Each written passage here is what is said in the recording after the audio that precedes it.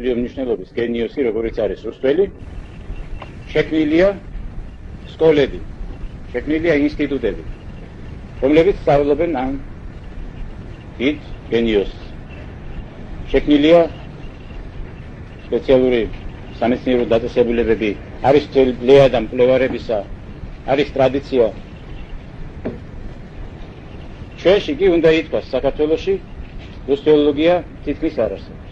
ეს არ არის სირცხვილი ამის განცხადება, ვინაიდან საერთოდ ერი, რომელსაც სახელმწიფო არ გააჩნია, ის ვერც მეცნიერებას ქმნის, ვერც ლიტერატურას ქმნის, ვერც ლიტერატურათმცოდნეობას ქმნის. სახელმწიფოებრივი დამოუკიდებლობა, თვითყოფადობა არის წინაპირობა ყველაფრისა. იმ პატარა სახელმწიფოებრივ დამოუკიდებლობამ, რომელიც ჩვენ გქონდა სამწლიანმა, მოგცა ჩვენ უნივერსიტეტი, მოგცა ჩვენ სკოლები სამეცნიერო, მოგცა დიდი მეცნიერები, ყველა მათი შემოქმედებითი მუშაობა, მათი მოღვაწეობა დაკავშირებული არის აი ამ 3 წელიწადთან. ამას სხვათა შორის თავად პირადად აღიარებდნენ, მე მათთან პირადად ბევრთან გქონია საუბარი, ეხლა ისინი განსვენებულნი არიან და უნივერსიტეტის ეზოში ძანდებიან დაკრძალულნი და თვით მათგან მაქვს ეს მე მოსმენდილი. ეს 3 წელი რომ არ ყოფილიყო, არ იქნებოდა არც ერთი ჩვენგანის აი ეს შემოქმედება, ეს განატოვარი, რაც ჩვენ დაუტოვეთ ქართულ ხალხს. ეს სხვათა შორის უკლებლივ ყველა ამას აღიარებს. ასე რომ საქართველოში ჩამორჩენილობა რუსთველოლოგიის, საერთოდ ძველი ქართული ლიტერატურის კვლევის ეს შედეგია ჩვენი სავალალო მდგომარეობისა. თქვენ იცით რომ ეს იმპერია ჩვენ მარტო პოლიტიკურად არ გვებრძვის, არამედ სულიერად გვებრძვის. მას სურს რომ ჩვენი ერის კულტურა, ისტორია არ იქნეს გასული ფართო ასპარეზზე, რომ არ იყოს ჯეროვანად გაშუქებული, აი თუნდაც რუსთველი, თუნდაც რუსთველი შემოქმედების საერთაშორისო მასშტაბით, მსოფლიო მასშტაბით განხილვა, გაშუქება ამ იმპერიას არ აწყობს. იმიტომ რომ ის დამპყრობელი ერი, რომელმაც ჩვენ დაგვიპყროთ, მონა, სulis თავის თავს ჩვენზე უფრო კულტურულად, ჩვენზე უფრო დიდი ისტორიის პატრონად, ჩვენზე უფრო დიდი მწერლების პატრონად. როდესაც გამოირკვევა რომ თურმე რუსთველის ბადალი მათ არავინ არ ყავს, ეს მათთვის წამგებიანია პოლიტიკური თვალსაზრისითაც. ვინაიდან ის ქვეყანა, რომელიც მათ დაიმონეს და თავის იმპერიის შემადგენელ ნაწილად აქციეს, თურმე მასზე მაღლა დგას კულტურული თვალსაზრისით და კულტურული უპირატესობა გააჩნია. ამიტომ მათ ეს არ აწყობს. ამიტომ ყველანაირად ხელს უშლიან ამას. თუნდაც ის ფაქტი რა დღის რომ ეს რუსთაველის ინსტიტუტი, რომელიც აქ არსებობს, თბილისში ეს ფაქტიურად არ არსებობს. ეს რეალური ინსტიტუტი არ არის, ეს ფიქტიური დაწესებულება არის. მე იქ მუშაობ და მიუხედავად ამისა მე ამას ვაცხადებ. იქ ამას არაფერი საერთო არ აქვს რუსთაველთან. მხოლოდ სახელი ქვია. და ის თვითონ ის რუსთველოლოგიის განყოფილება, რომელშიც მე მუშაობ, არაფერს არ აკეთებს რუსთაველთან დაკავშირებით. იქ ყველანაირი სხვა თემები მუშავდება გარდა რუსთაველის. რუსთაველზე იქ თუ რამე იკითხებოდა, სხვათა შორის, აი გაგიკვირდება და გაოცებით, იკითხებოდა მხოლოდ ნეგატიური თვალსაზრისით. ესე იგი, ლანძღავდნენ რუსთაველს, აკრიტიკებდნენ და ესე იგი ამცირებდნენ ყველანაირად და ზოგჯერ ძალიან კურიოზულ მოსაზრებებსაც გამოთქვამდნენ. და რაღაც დარე პოეტად სახავდნენ. აი იყო ასეთი შემთხვევებიც. და მე ასე ვთქვათ, მივედი იმ დასკვნამდე, რომ შემთხვევითი არ იყო, რამაც გამიზნული ხასიათი ჰქონდა. ასე რომ რუსთველოლოგიური სკოლა დღეს ჩვენში არ არსებობს. ეს არის ძალიან პრიმიტიული დონე. აქ სწავლობენ მხოლოდ პოემის სიუჟეტს, ტექსტს, ისიც ტექსტ ძალიან დაბალ დონეზე. ის საიუბილეო გამოცემა, ეგრეთ წოდებული საიუბილეო გამოცემა, რომელიც ახლა გამოსცეს და 66 წელს გამოსცეს და ეხლაც გაიმეორეს ეს გამოცემა და ამას ასაღებენ თითქმის კანონიკურ გამოცემად, ეს არის დანაშაული რუსთაველის წინაშე. ეს არის პირდაპირი მტრობა, შეიძლება ითქვას შეგნებული მტრობა ამ ჩვენი კლასიკოსისა, მისი ლექსიკის დამახინჯება, მისი ორთოგრაფიის, მისი სტილის, ყველაფრის. ეს არის პირდაპირ ადაპტაცია. შეიძლება ითქვას გასწორება, ასწორებენ რუსთაველს. ესე იგი, რუსთაველის პოეტურ მეტყველებას ასწორებენ თანამედროვე გრამატიკის თვალსაზრისით. აი აქამდეც კი მიდიან. და იმას ივიწყებენ, რომ ყველა დიდ პოეტს აქვს თავისი ინდივიდუალური გრამატიკა და ყველა დიდი პოეტი არის უდიდესი მოძალადე ენისადმი. ის გოეთე ამბობს, რომ ლიტერატურა ენისადმი მიმძლავრებაა, ენისადმი ძალადობა არის. აბა ძალადობა არ არის, აი ნახეთ რუსთაველის გამოთქვა. შენ მოყარე მიპოვნი ხარ, დისაგანცა უფრო დესი. შეიძლება დესი რა, არსებითი სახელის წარმოება ზედსაცავის. ამაში გრამატიკაში ორს დაუწერდა დღევანდელი მასწავლებელი, რუსთაველი რომ ყოფილიყო და სთან ლექტორი. იგი ვარდობდეს შენ ие. ესე იგი ისე იგი ია იყავიო. ესე იგი არავით არ გრამატიკის კანონებს არ ექვემდებარა და მიუხედავად ამისა დასკდნენ ახლა ეს ჩვენი გრამატიკოსები და ასწორებენ რუსთაველის პოემას და ეს შესწორებული ვერსია გამოსცეს როგორც საიუბილეო გამოცემა და ეწევიან ამის ადაპტაციას, რომ გაიგოს ყველამ. ყველასათვის გასაგების სიტყვებით შეცვალეს რუსთაველის ლექსიკა. ეს გაუგებარიო ძველი ენაო და მოდით ახალი ენით შევცვალოთ და ამას უძახიან რუსთველოლოგიას. ეს რუსთველოლოგია კი არა, ეს არის ანტირუსთველოლოგია, ეს არის ბრძოლა რუსთაველთან, მისი დაღუპვა, დასამარება. სამწუხაროდ ასეა. შემდეგ იქ არის ვეფხისტყაოსნის ტექსტის დამდგენი კომისია, რომელიც კი არ ადგენს აბნელებს ამ ტექსტს. ეხლა გააკეთეს მწარები, ყოველნაირად შეცვალეს მისი სათქმელი იქ, ესე იგი რუსთაველის ის მნიშვნელობა რაც აქვს მის სიტყვებს, მის ფრაზებს, ეს შეცვლილია ყველაფერი. ასე რომ მე ამით რა მინდა გითხრათ, რომ ეს დისციპლინა ეს აყალიბდება, მაგრამ არის 2-3 სპეციალისტი. ეხლა მე თვითონ ტრაბახს არ დავიწყებ, მე რა გამიკეთებია, რა არ გამიკეთებია ამაზე, მაგრამ არის რამდენიმე სპეციალისტი, ამასაც არ დავმალავ, ვინც ნამდვილად საქმიანად იღწვის, ვისაც აქვს ძალზე საინტერესო შრომები და შეიძლება ითქვას, ესაა საფუძველი ეყრება. რა თქმა უნდა, დიდი კორნელი გეგელიძის გამოკვლევებმა შეიტანა უაღრესად არსებითი წვლილი რუსთველოლოგიის ჩამოყალიბებაში და ახალ დროში მე უნდა გითხრათ, რომ ძირითადად 2 მიმართულება ჩამოყალიბდა. ერთი მიმართულებაა, რომელიც რუსთველის სამყაროს, მის სოფლმხედველობას, მისი პოემის იდეურ არსს განიხილავს ქრისტიანობის შუქზე, რომელიც ამტკიცებს და არსაბუთებს, რომ რუსთველი არის სოფლმხედველობის ქრისტიანი, რომ ეს ნაწარმოები ქრისტიანული ნაწარმოებია და რომ აქ არ არის არავითარი ანტიქრისტიანული წარმართული ტენდენციები და სხვა.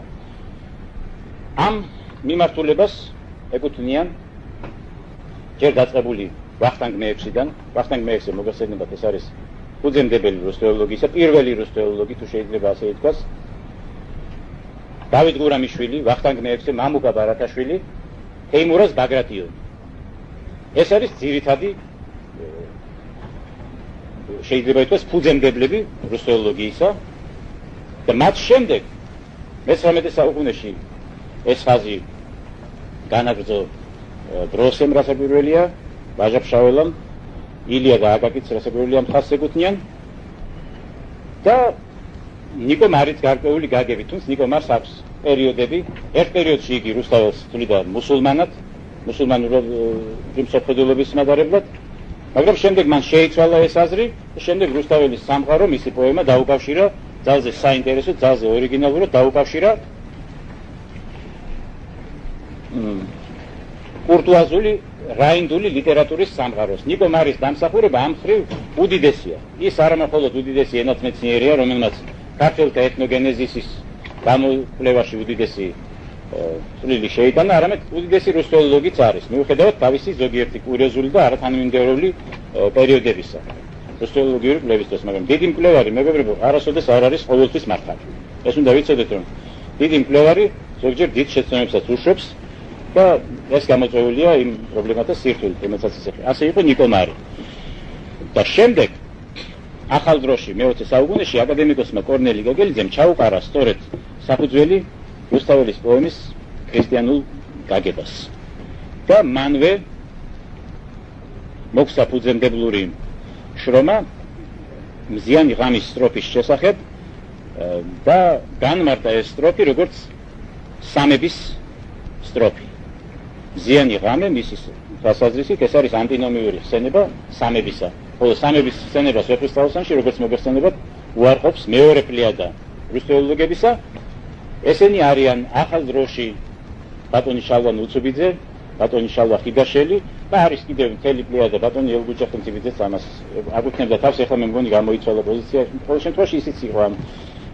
ეს მეორე პლიადა სწვლიდა და სწვლის, რომ რუსთაველი არის წარმართი მოაზროვნე, რომ ბატონი მოსე გოგიბერიძეც, ასევე ჩვენი სახელოვანი გამოჩენილი ფილოსოფოსი, ის დიდი სპეციალისტი იყო თავისი დარგის, მაგრამ რუსთველოლოგიაში შეიძლება სწორედ საფრთხისმეტყველო ცოდნა შეიძლება მას გალატობდა, ვინაიდან მან ვერ დაინახა სამება ვეფხისტყაოსანში.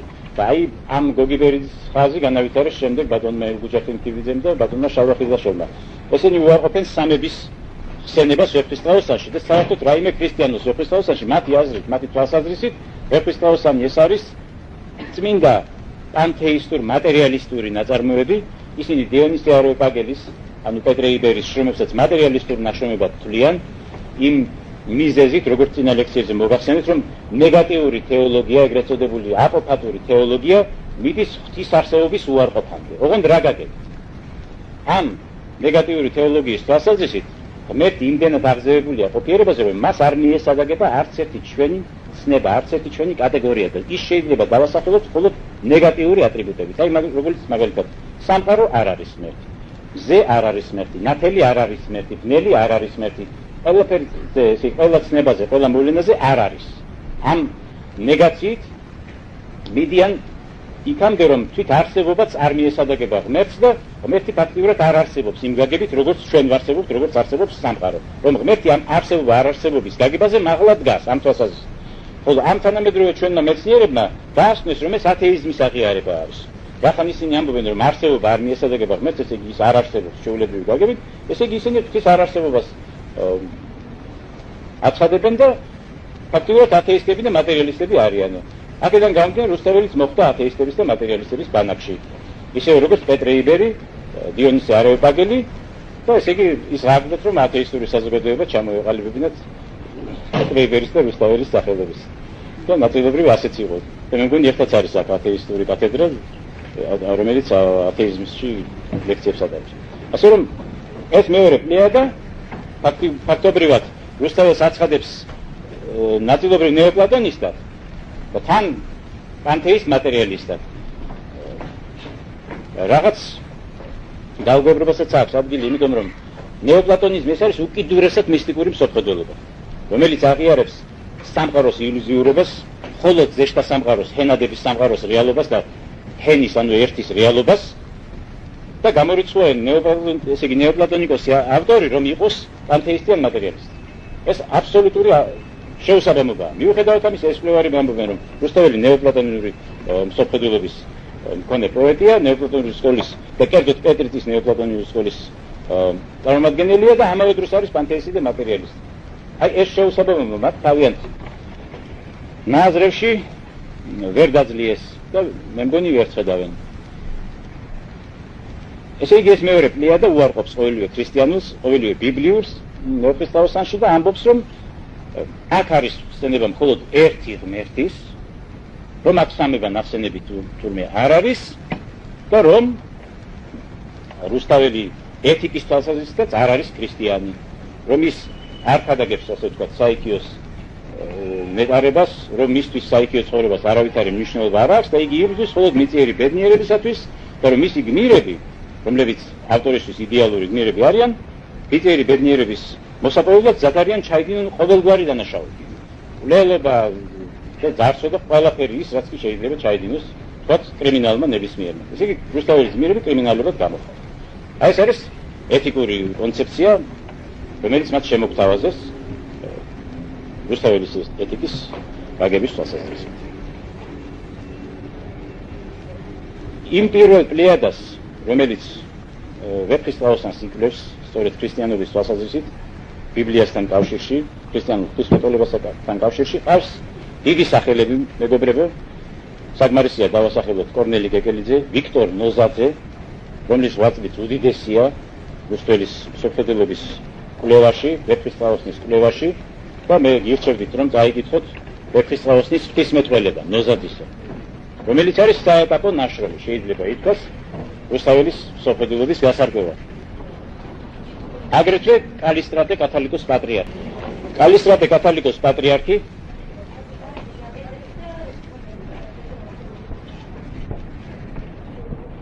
ღრმად მუშაობდა რუსთაველზე.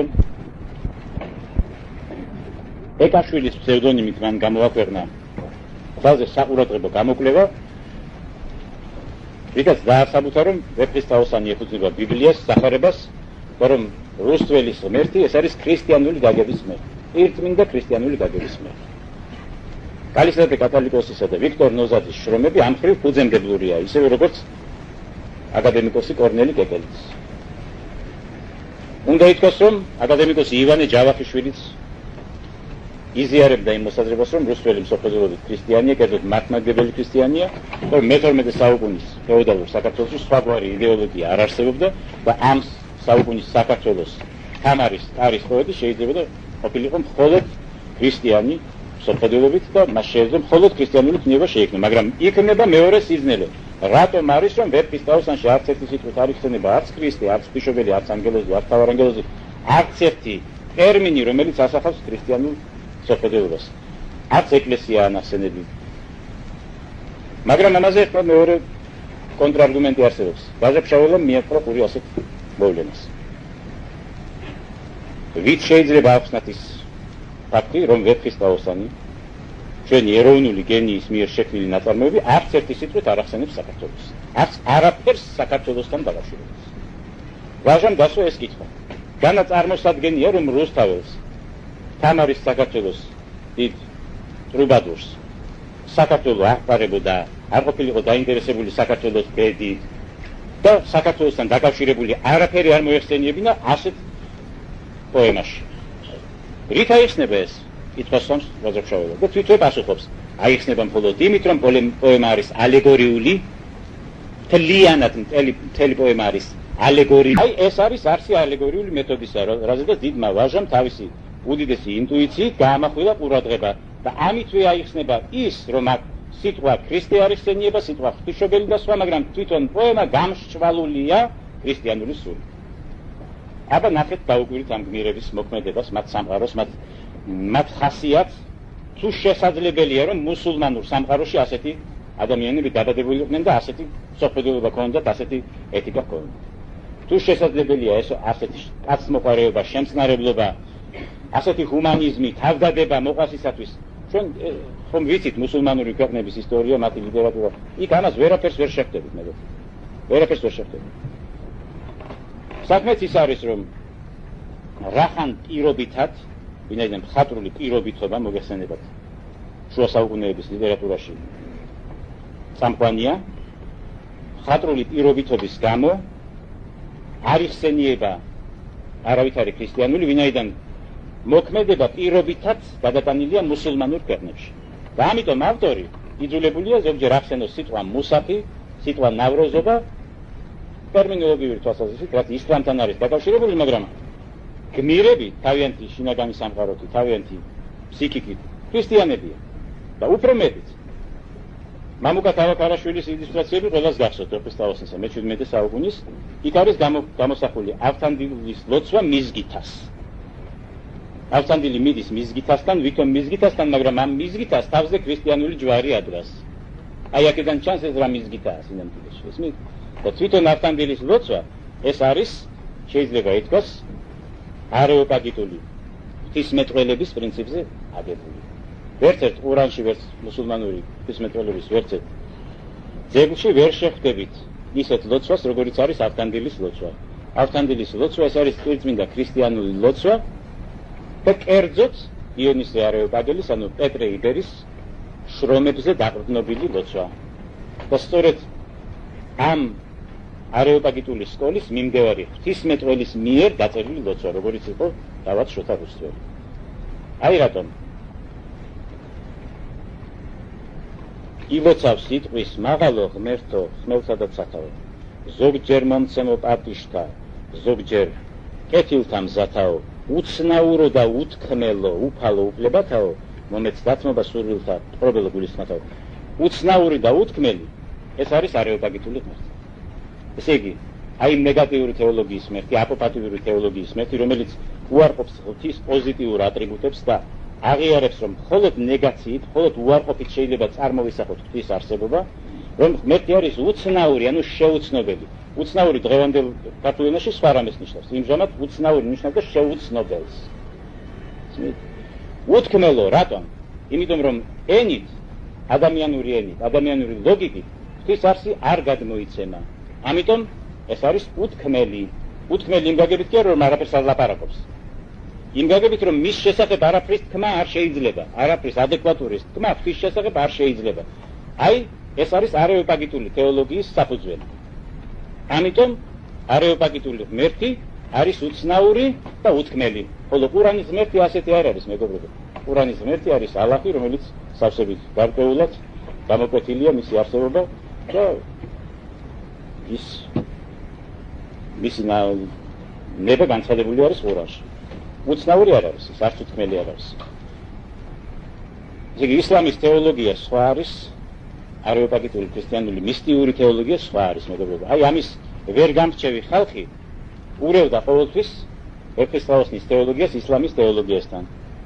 მაგრამ ეს ჩვენს ნიკო მარი დიდი მეცნიერი იყო, დიდი ენათმეცნიერი, დიდი ჰუმანიტარი იყო საერთოდ, დიდი ფილოლოგოსი, მაგრამ როგორც ღვთისმეტყველი გავბედავ და ვიტყვი, რომ მას გარკვეული ხარვეზები ჰქონდა საფრთხისმეტყველო ცოდნაში. ყოველ შემთხვევაში იმ პერიოდში, როდესაც ის რუსთაველს აღიარებდა ისლამის თეოლოგიის წარმომადგენლად. წინანდელ შემთხვევაში ის ამ შეცდომებს არ დაუშვებდა. თუნდაც კიდევ რატომ? აი ამბობენ, რომ არ არის სამება ვეფხისტყაოსანში. ამ დროს ვეფხისტყაოსანი იწყება სამების სცენებით და რატომ? რომელმან შექმნა სამყარო ძალით და მიწძლიერით. ზეგარდმოარსნის სულით ახმაზე ციტმანები. ესე იგი ეს რას ნიშნავს? რომელმან ქართულ ჰიმნოგრაფიაში არის ცნობილი სახელწოდება, ცნობილი ნაცვალსახელი მამაღმერთის აღნიშნული. ეს არის ტერმინი მამაღმერთის აღნიშნული. რომელმან იორდანესაზე და რომელმან გარდმოავლინა კურთხევა, ესე იგი როგორც კი ჰიმნოგრაფიაში რომელმან იხსენიება, დაუსახელებად, ირის დაუსახელებად აცმა მარდე, იგულისხმება მამაღმერთი. ეს შესანიშნავად დაასაბუთა ბატონმა გაიო ზიმედაშვილმა თავის ქართულ ჰიმნოგრაფიაში. და სხვა მეცნიერებმა, ბატონმა კორნელიმ და სხვა. ესე იგი სიტყვა რომელმან პირველივე სიტყვა ვეფხისტყაოსნისა აღნიშნავს მამაღმერთს. და ამას მოგვიყვეს მეორე სიტყვა შექმნა სამყარო ძალით ამიწლიერი. აი ეს ძალი არის ლოგოსი, ანუ ძე. თეს ქრისტიანულ ღვთისმეტყველებაში, ჰიმნოგრაფიაში, აგიოგრაფიაში ყველგან ძალი არის ტერმინი, სახელი ღვთისა, ღვთის მეორე ჰიპოსტასის, ანუ ძისა, ქრისტესი. ძალი.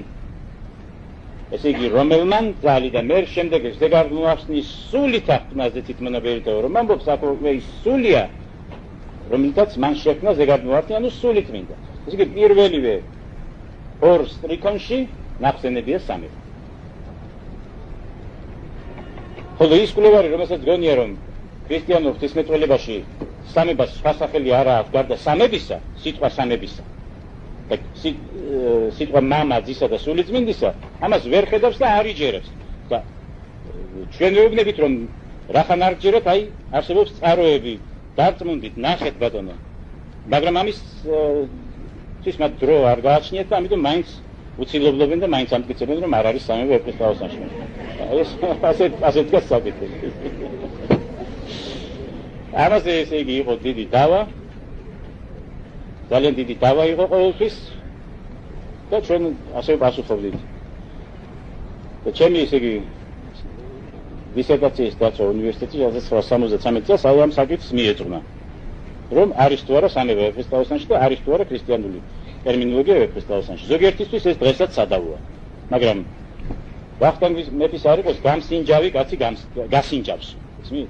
გამსინჯავი კაცისთვის, ანუ ვარგი კაცისთვის, როგორც რუსთაველი ბრძანებს, რუსთაველი პროლოგში გვეუბნება, რომ ეს შაირობა პოეზია, მხოლოდ ვარგი კაცისთვის არისო გასაგებული. ლააკაცაია და მისაღებიო. ლააკაცაიამების, ვინც აისმის კაცი ვარგი, ვარგი ნიშნავს მომზადებას. სხვა შემთხვევაში აქ გარდაუვალია ასეთი დავა და ასე შემდეგ. ეხლა თუ გნებავთ მე მგონი ჯერ არა, მაგრამ საერთოდ როგორც იტყვით, თუ გნებავთ შესვენება იყოს, თუ გნებავთ განვაგრძოთ. კი ბატონო, როგორც შეგნებავთ. ესე იგი ეს სამება ვეფხისტყაოსანში კიდევ საიდან ჩანს. ყველა დიდი ქნილება შუა საუკუნეებრივი მწერლობისა, არა მარტო საქართველოში, არამედ აღმოსავლეთში, დასავლეთში იწყება ღვთის ხსენებით, ღვთის დიდებით. შესავალი ამგვარი პოემებისა ყოველთვის არის დაკავშირებული ღვთის მოხსენიებასთან, მეგობრებო. და შეუძლებელია, რომ ღვთის მოხსენიება ასეთ ნაწარმოებში, როგორც არის ვეფხისტყაოსანი, არ ასახავდეს ავტორის სოფლდელობას, ავტორის აღმსარებლობას. აქედან გამომდინარე, ეს ღვთის მოხსენიება ვეფხისტყაოსნის პირველსავე სტროფში არის ქრისტიანული და კერძოდ სამების მოხსენიებაა ეს. ეხლა გადავიდეთ შემდეგ პრობლემაზე. დანარჩენ, ესე იგი პოემის დანარჩენ ტექსტში ამ ეგრეთ წოდებული მკვლევარების აზრით აგრეთვე არცად არ იხსენიება არც სამება, არც ქრისტე, არც ქრისტიანული ღმერთი და არც არაფერი მასთან დაკავშირებული. ესეც სიცრუეა და განვიხილოთ რატომ. თქვათ პროლოგი, შესაძლოა არის დავა კიდევ, რომ პროლოგი არც არის ვითომ რუსთაველს არც ეკუთვნის. პროლოგის მრავალი სტროფი ეჭქვეშ არის დაყენებული, ისინი ინტერპოლაციით არიან გამოცხადებული. ზოგის თვალსაზრისით საერთოდ პროლოგი არ ეკუთვნის რუსთაველს, ზოგის თვალსაზრისით ეპილოგიც არ ეკუთვნის რუსთაველს. იგი არის ამაზე ძალიან ბევრი ურთიერთგამომრიცხავი შეხედულებები. ჩვენი თვალსაზრისით კი პროლოგი ეკუთვნის რუსთაველს, ხოლოდ არის რამდენიმე ჩამატებული სტროფი. და ამაზე შესაძლოა ბატონი პავლე ინგოროვა სპეციალურ გამოკვლევაში მიუთითებდა, რომ პროლოგში არის ჩამატებული სტროფები, რომლებიც ედავებიან თვით რუსთაველს. აკრიტიკებენ მას და შესაძლოა უდიერადაც იხსენიებენ.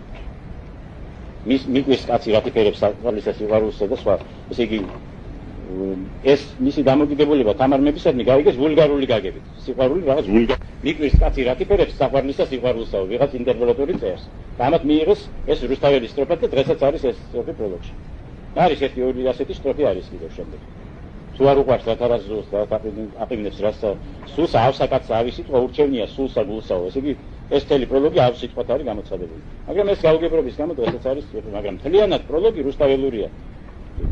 ელემენტარული ინტუიცია საჭირო იმისთვის, რომ ეს გენიოსური სტროფები მას ეკუთვნის. თვითონ მათი სტრუქტურა და მათი პოეტური აგებულება.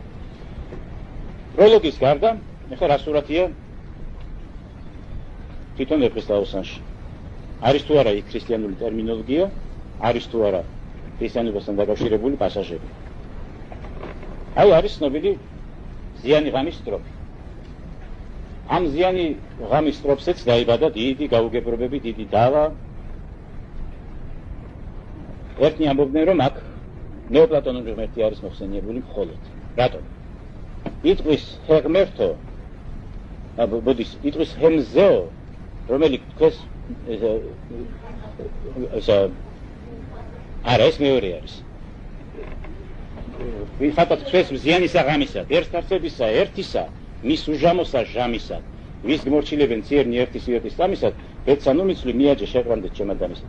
ესე იგი, იტყვის ჰემზეო, ვინ ხატათ თქვენს ზიანისა ღამისა.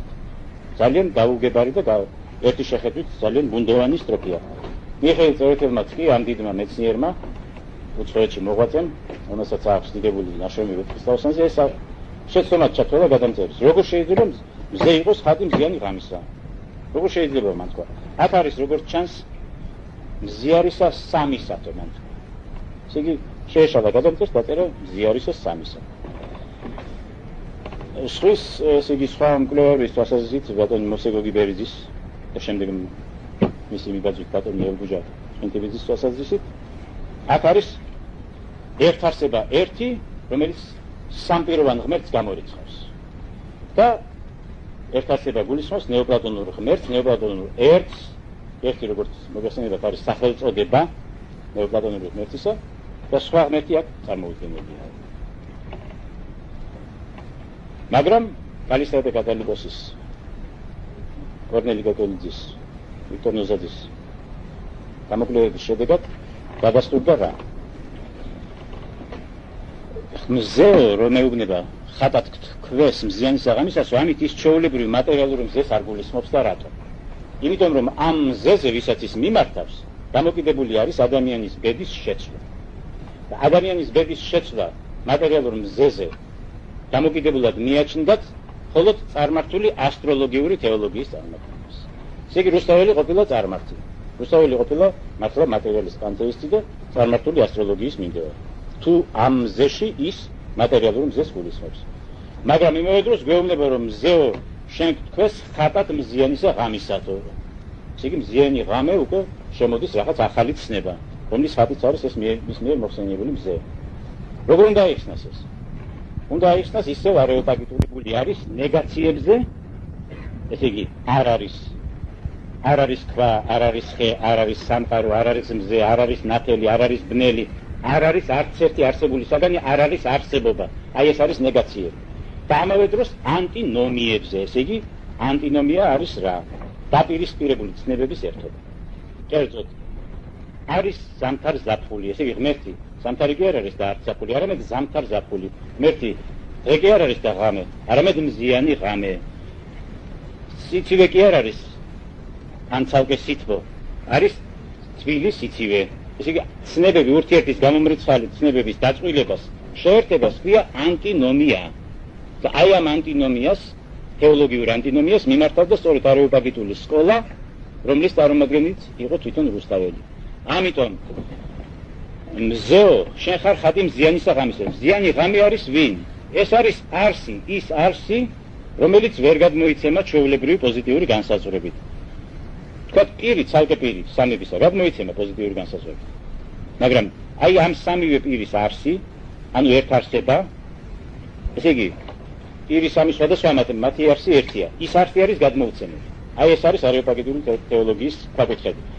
არსი ღვთისა გადმოუცემელია და ის შეიძლება გადმოიცეს მხოლოდ ანტინომიით, ანუ ურთიერთის გამომრიცხავი დაპირისპირებული ცნებების სინთეზით. და ასეთი დაპირისპირებული ცნებებია მზე და ღამე. ვინაიდან ღამე მზე არ შეიძლება არსებობდეს.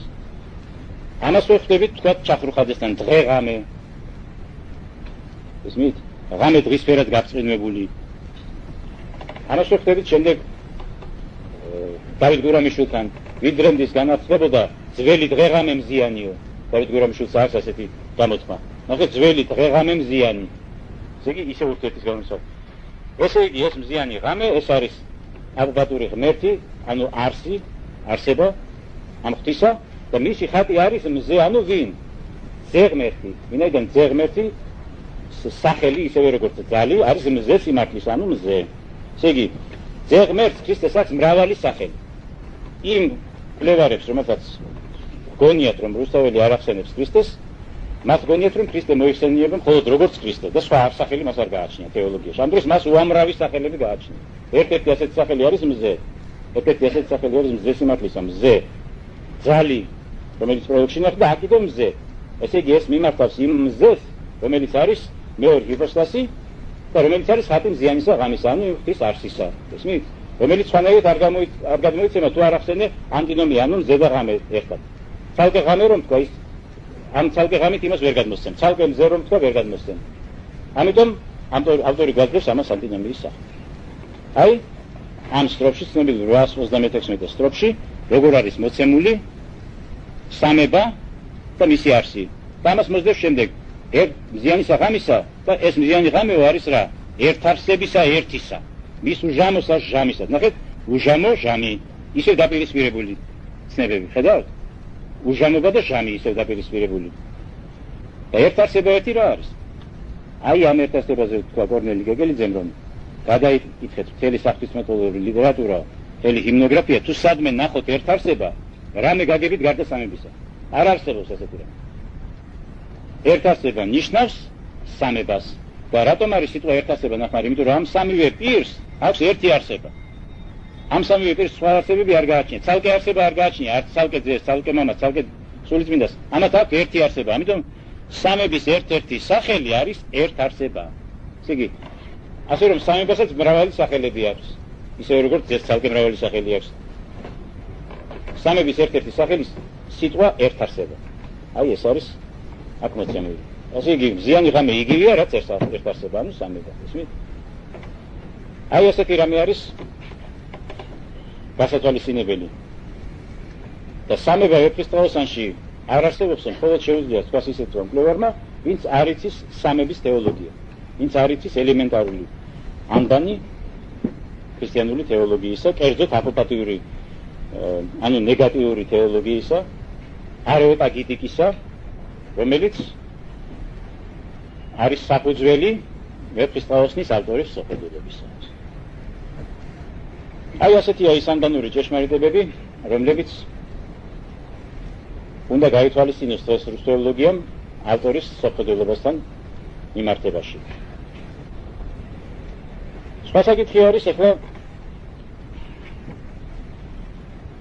როგორ უნდა გავიგოთ პოემის სიუჟეტი, პოემის ამბავი, ამასთან დაკავშირებით ჩვენ ცალკე ვისაუბრებთ. ეს მინდა რომ მარტო ზოგადად მიმოიხილოთ ეს სხვადასხვა მიმდინარეობები, რომლებიც შეეხენ პოემას ის მეცნიერები და მათი აზრები, მათი მოსაზრებები, რომლებიც ჩვენ დავახასიათებთ და ძირითადად ეს ორი სკოლა.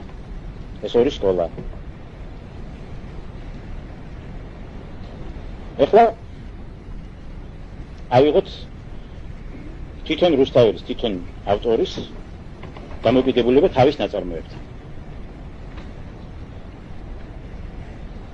ჩვენ წინა ლექციებზე ვისაუბრეთ იმაზე, რომ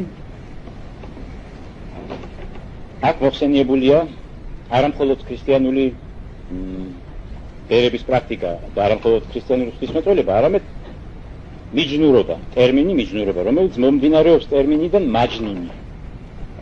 და ხოლო მაჯნუნი არის ტერმინი დაკავშირებული არაბულ სუფისტურ სამყაროსთან. ესეც არ გახლავთ მეგობრებო შემთხვევით. და რატომ? იმიტომ რომ რუსთაველის ეპოქაში და უფრო ადრეც იმჟამინდელ აღმოსავლეთში და საქართველოშიც ძალზე გავრცელებული იყო საღვთისმეტყველო მისტიური მიმდინარეობა სუფიზმი. ეს მიმდინარეობა არაბეთიდან მოდის, არაბეთიდან შემდეგ სპარსეთში გადმოინაცვლებს, შემდეგ შირვანში გადმოინაცვლებს და აი რუსთაველის საქართველოს მეზობელ ქვეყნებში, აი კერძოდ იქ განჯაში, განჯის სახანოში ცხოვრობდა დიდი პოეტი, დიდი მოძღვარი და დიდი სუფისტი ნიზამი განჯელი. არის საოცარი ნათესაობა ამ ორ სამყაროს შორის, მაგრამ ამავე დროს უდიდესი განსხვავებებიც არის. უდიდესი განსხვავებებია იმ თვალსაზრისით, რომ ნიზამი ეს არის წმინდა სუფისტი, წმინდა სუფისტური გზის პოეტი, სუფისტური სოფხედელობის პოეტი, მაშინ როდესაც რუსთავთან არის ერთგვარი ელფერი სუფიზმისა. იმის გამო, რომ პოეზიის, ესე იგი ამ პოემის მოქმედება პირობითად გადატანილი არის აღმოსავლეთის ქვეყნებში. და მიერები პირობითად არ არიან ქართველები მოგეხსენებათ, ერთი არაბია, მეორე ინდოელია და მესამე ეროვნება ჯერ არც არის გამორკვეული. ფრიდონის ეროვნება გარკვეული არ არის მეცნიერებისათვის. იმდენად მითიური და ლეგენდარულია ის ქვეყნები, რომელსაც რუსთაველი გვაძლევს, რომ აქ ეროვნების ცნება ჩვეულებრივი ეთნიური გაგებით არც მიესადაგება ამას. არც ავთანდილი არ არის ნამდვილად არაბი, არც ტარიელი არ არის ნამდვილად ინდოელი და მithumetes ფრიდონი არ არის ნამდვილად თურქი, როგორც გონიათ. ზოგიერთ მეცნიერს წარმოუდგენია, რომ ეს არის თურქი დაახლოებით გეოგრაფიული მდებარეობის მიხედვით, მაგრამ ისინი იმიწყებენ, რომ გეოგრაფია არ აქვს ეფხისტაოსნის. ეფხისტაოსნის აქვს პირობითი გეოგრაფია, ისევე როგორც ოდისეას. ოდისეას არავითარი გეოგრაფია არ აქვს. მაგალითად, ზოგს გონია, რომ ოდისეუსი 20 წელიწადი რომ დაცურავდა, ეს მართლაც უშუალებელი მანძილი გაიარა მან ტროადან თავის სამშობლომდე. ამ დროს მის ტროადან მის სამშობლომდე არის ნახევარი დღის სავალი. გემით. 20 წელიწადი ამას სულად დასჭირდება. ეს ავტორმა სპეციალურად, ეს არის წარმოსახვითი გეოგრაფია. ესე წარმოსახვითი სივრცე. ესე იგი, ისევე როგორც არსებობს დროის, წარმოსახვითი დროის ცნებაც ეპიკურ ნაწარმოებებში, განსაკუთრებით შუა საუკუნეებრივ და ანდიურ ნაწარმოებებში. აი ეს არესმით და ამიტომ ეძებენ ეროვნებას, თქვათ ამათვიმ გმირისას, ეფხისტაოსნის, თაჯების ეროვნებასაც ეძებენ, რა ეროვნების ხალხი იყო მაგალითად ესეთი. სად მდებარეობდა ეს ზოგმა თქვა, რომ ეს გიბრალტარში მდებარეობდა, რომ ეს მუღაზანზარი ვენეცია და სხვა. ასეთ კურიოზებამდეც მიდიოდი. ამას იმიტომ აქვს ასეთ კურიოზებს ადგილი, რომ შუა საუკუნეებრივი ლიტერატურის სპეციფიკას ვერ ითვალისწინებენ, არ იცნობენ. შუა საუკუნეთა ლიტერატურა სულ სხვა პრინციპებზე იყო აგებული, სულ სხვა მიზნები ჰქონდათ შუა საუკუნეებრივ ავტორებს, როდესაც ქმნიდნენ, თქვათ, ასე დიდ პოემა რომანს. აქ არასოდეს რეალური დრო და სივრცე არ იგულისხმებოდა, პირველი. აქ არასოდეს რეალური ადამიანები არ იგულისხმებოდა. ეს მეორე. დრო და სივრცე იყო კონსტრუირებული, პირობითი, ავტორის წარმოსახვის მიერ ცვალებადი. შუა საუკუნეებრივი ავტორები ქმნიდნენ თავისი ფანტაზიიდან გამომდინარე, რასაკვირველია გარკვეული განზრახვით, ქმნიდნენ გეოგრაფიულ გაგებებს, თვით სახელმწიფოებრივ გაგებასაც და თქვათ პოლიტიკურ ერთეულებსაც, ქმნიდნენ პირობით ქვეყნებს.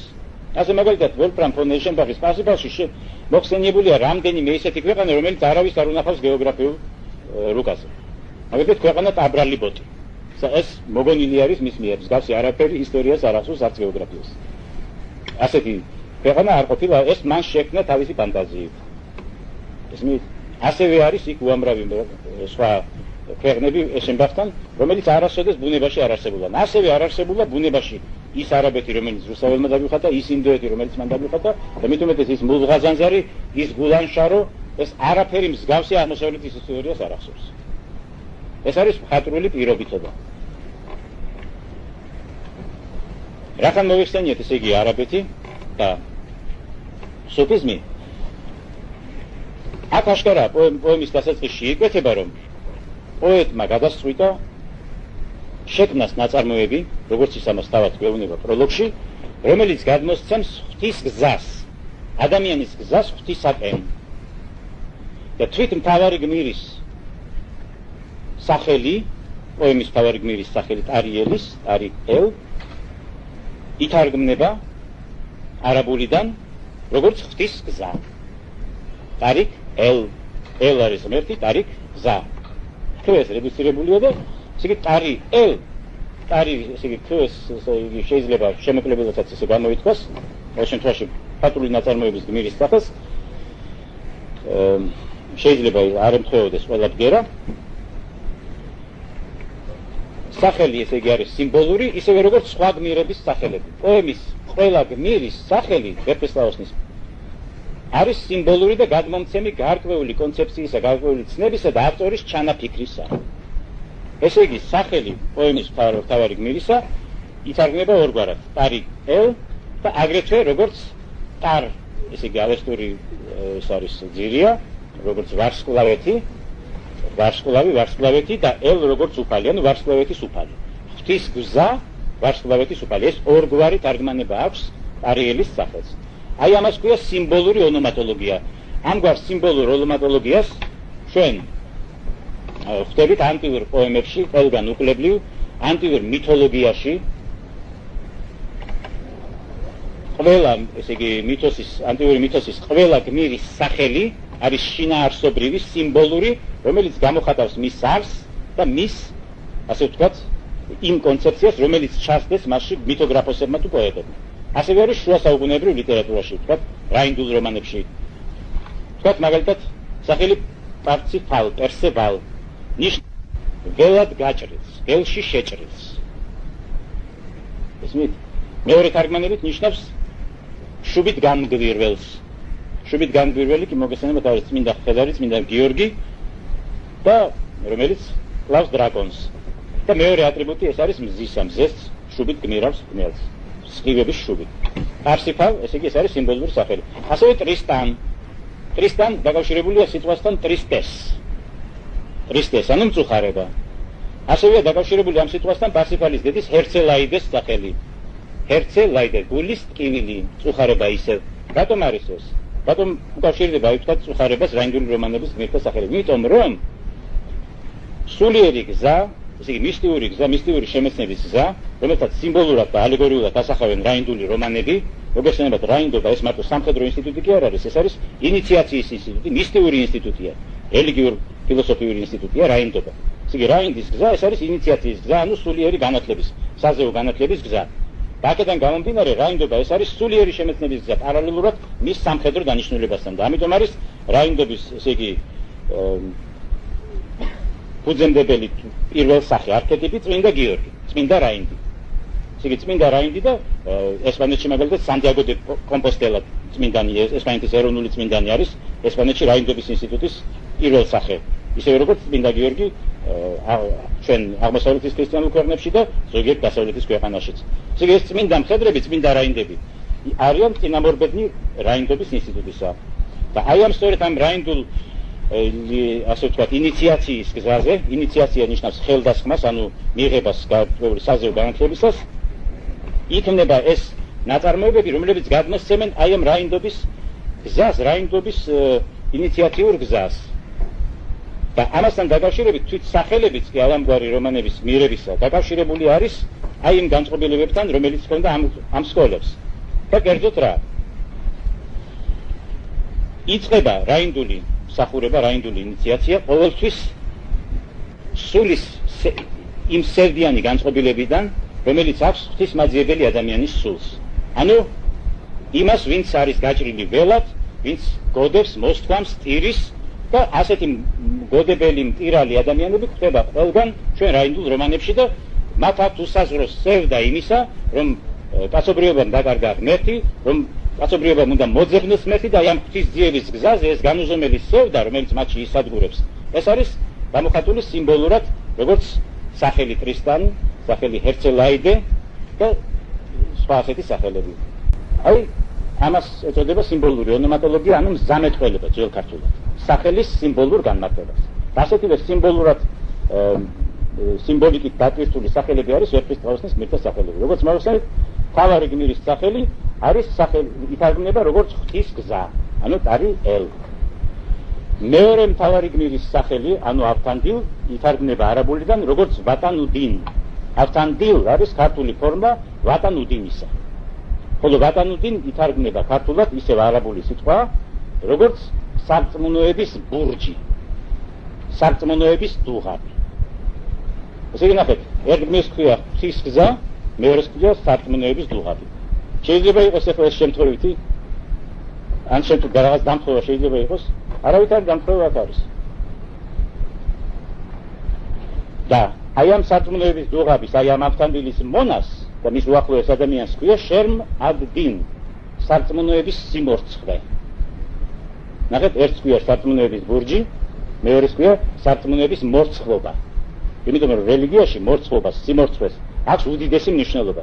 იგი ეს იგულისხმება სიმორცხვე ღვთის წინაშე და აი რასაც პრემამოსილებას ეწვიან და ასეთი გაგება. აი ნახეთ, სიმბოლიური სახელები. ერთის მხრივ ღვთის გზა, მეორეს მხრივ სარწმუნოების ბურჯი, მესამეს მხრივ სარწმუნოების მორცხვობა. ეხლა ის ობიექტები, რომლებსაც ისინი ეძებენ, ის მთავარი გმირი, ღვთის გზა, ეძებს ვის? იმას, ვინც არ არის ქვეყნად, ნეს ანდარა ჯეჰან. ეს უკვე სპარსულიდან ითარგმნება ასე ეს სახელი, ნესტ ნიშნავს არ არის. ისმით? შემთხვევითი არ არის, რომ ამ მთავარი გმირის სახელი იწყება გამოთქმით ნესტ. და როგორც მოგახსენეთ, ეს ნესტ, ჯერტი ეს არის სოფისტური სახელი, სოფისტურ პოეზიაში გავრცელებული სახელი, ნესტ ანდარა ჯეჰან. ფოტოშორის ნიზამი განჯევისთანაც ხდება ეს, ნესტ ანდარა ჯეჰან არის ქალი, რომელსაც ისკანდერი, ანუ ისკანდერნამეს პოემის გმირი, ესეც სიმბოლიური გმირი, ეს ალექსანდრე მაკედონელი არავის არ გეგონოთ, ეს ალექსანდრე მაკედონელის ბიოგრაფია არ არის ისკანდერნამე, ისკანდერნამე არის სამეფო ინიციაციის პოემა. ისკანდერი ამ ისკანდერნამეში არის სიმბოლურად კრებითი სახე ყველა იმისა, ვინც ადგას სამეფო ინიციაციის, ანუ სულიერი მისტიური შემეცნების გზას. მოგესწრებათ, ნიზამი იყო უდიდესი მისტიკოსი და ალქიმიკოსი და საერთოდ ისკანდერნამეში მოგვცა მან არს მაგნა, აღმოსავლური არს მაგნა, ანუ ალქიმიური შემეცნება. და ამ ალქიმიური შემეცნების მაძიებელი კრებითად ეს არის სამეფო ინიციაციის წარმომადგენელი ისკანდერი და ისკანდერი იმიტომ ქვია მას, რომ ისტორიაში ყველაზე მეტად ბრძენი მეფე, მისტერიების ადეპტი მეფე იყო ალექსანდრე მაკედონელი და შემეცნების, სულიერი შემეცნების სიმბოლოდ შეიძლება მხოლოდ ალექსანდრე მაკედონელის გამოყენება. თორემ ისტორიულ ალექსანდრე მაკედონელთან არაფერი საერთო არ აქვს ნიზამის ისკანდერს, ისე როგორც ტარიელს არავითარი საერთო არ აქვს ინდოეთის არც ერთ მეფესთან. ინდოეთის მეფეები ყველანი რომ განვიხილოთ, ვერავითარ მსგავსებას ვერ მოუნახავთ ჩვენ ტარიელთან. ასე რომ ისევე პირობითად არის ტარიელი ინდოეთის მეფე, როგორც ისკანდერი არის მეფე ნიზამის ნაწარმოებში. ესე იგი, ეს მთავარი გმირი, რომლის სახელი ითარგმნება როგორც ღვთის გზა, ეძებს იმას, ვინც არ არის ამ ქვეყნად. ესე იგი, ნესტ ანდარა ჯეჰანის სახელი ითარგმნება სიტყვა-სიტყვით. არ არის ამ ქვეყნად. სხვა არავითარი შინაარსი ამას არ აქვს. ზოგმა რუსულმა თქვა, რომ ესო უნდა შინაარსობრივად თარგმნეთო ისეთი ლამაზი, რომლის გავსიც ქვეყნად არ არის. ისეთი ლამაზი არ არის ამ სახელში მოხსენიებული. აქ იგულისხმება ის არსება, რომელიც არ არის ქვეყნად. და მართლაც ძიება ახასიათებს ყველა რაინდულ რომანს. აი დავუკვირდით რაინდული რომანების კომპოზიციას. იწყება ყოველთვის დაკარგული ძიებით. ნებისმიერი აიღეთ ერეკი და ენიდა, აიღეთ პარსიფალი, აიღეთ კლიჟესი, ნებისმიერი ნაწარმოები რაინდული ლიტერატურისა დაკარგულის ძიებით იწყება. ეს დაკარგული არის ან გრაალი, არის ან მეფის ასული, რომელიც გაიტაცეს თქვათ გიგანტებმა, ან რომელიღაც ნეგატიურმა არსებებმა, ან არის საუნჯე, ან არის რომელიმე ძვირფასი ნივთი, სიმბოლიური ძვირფასი ნივთი. ყველაფერი ეს სემანტიკით ერთმანეთს ემთხვევა. დაკარგული და ჩვენ ქართულ მითოლოგიაში დაკარგული არის თასი, რომელიც წმინდა გიორგიმ და ღვთისმშობლებმა ამოიღეს ხაჯავეთიდან და წამოიყვანეს იქიდან დატყვევებული ქალების თასამძივარი აშექალი და მზექალი და ამავე დროს განძი და თასი. ისმით? აი ეს დაკარგულის ძებნა და პოვნა ყველა ჯადოსნურ ზღაპარში და აგრეთვე რაინდულ რომანში არის სახეზე. ეს სქემა ყველგან სახეზე. და აი ასეთივე სქემას ხედავთ ჩვენ ვეფხისტყაოსანში. დაკარგულის ძებნა.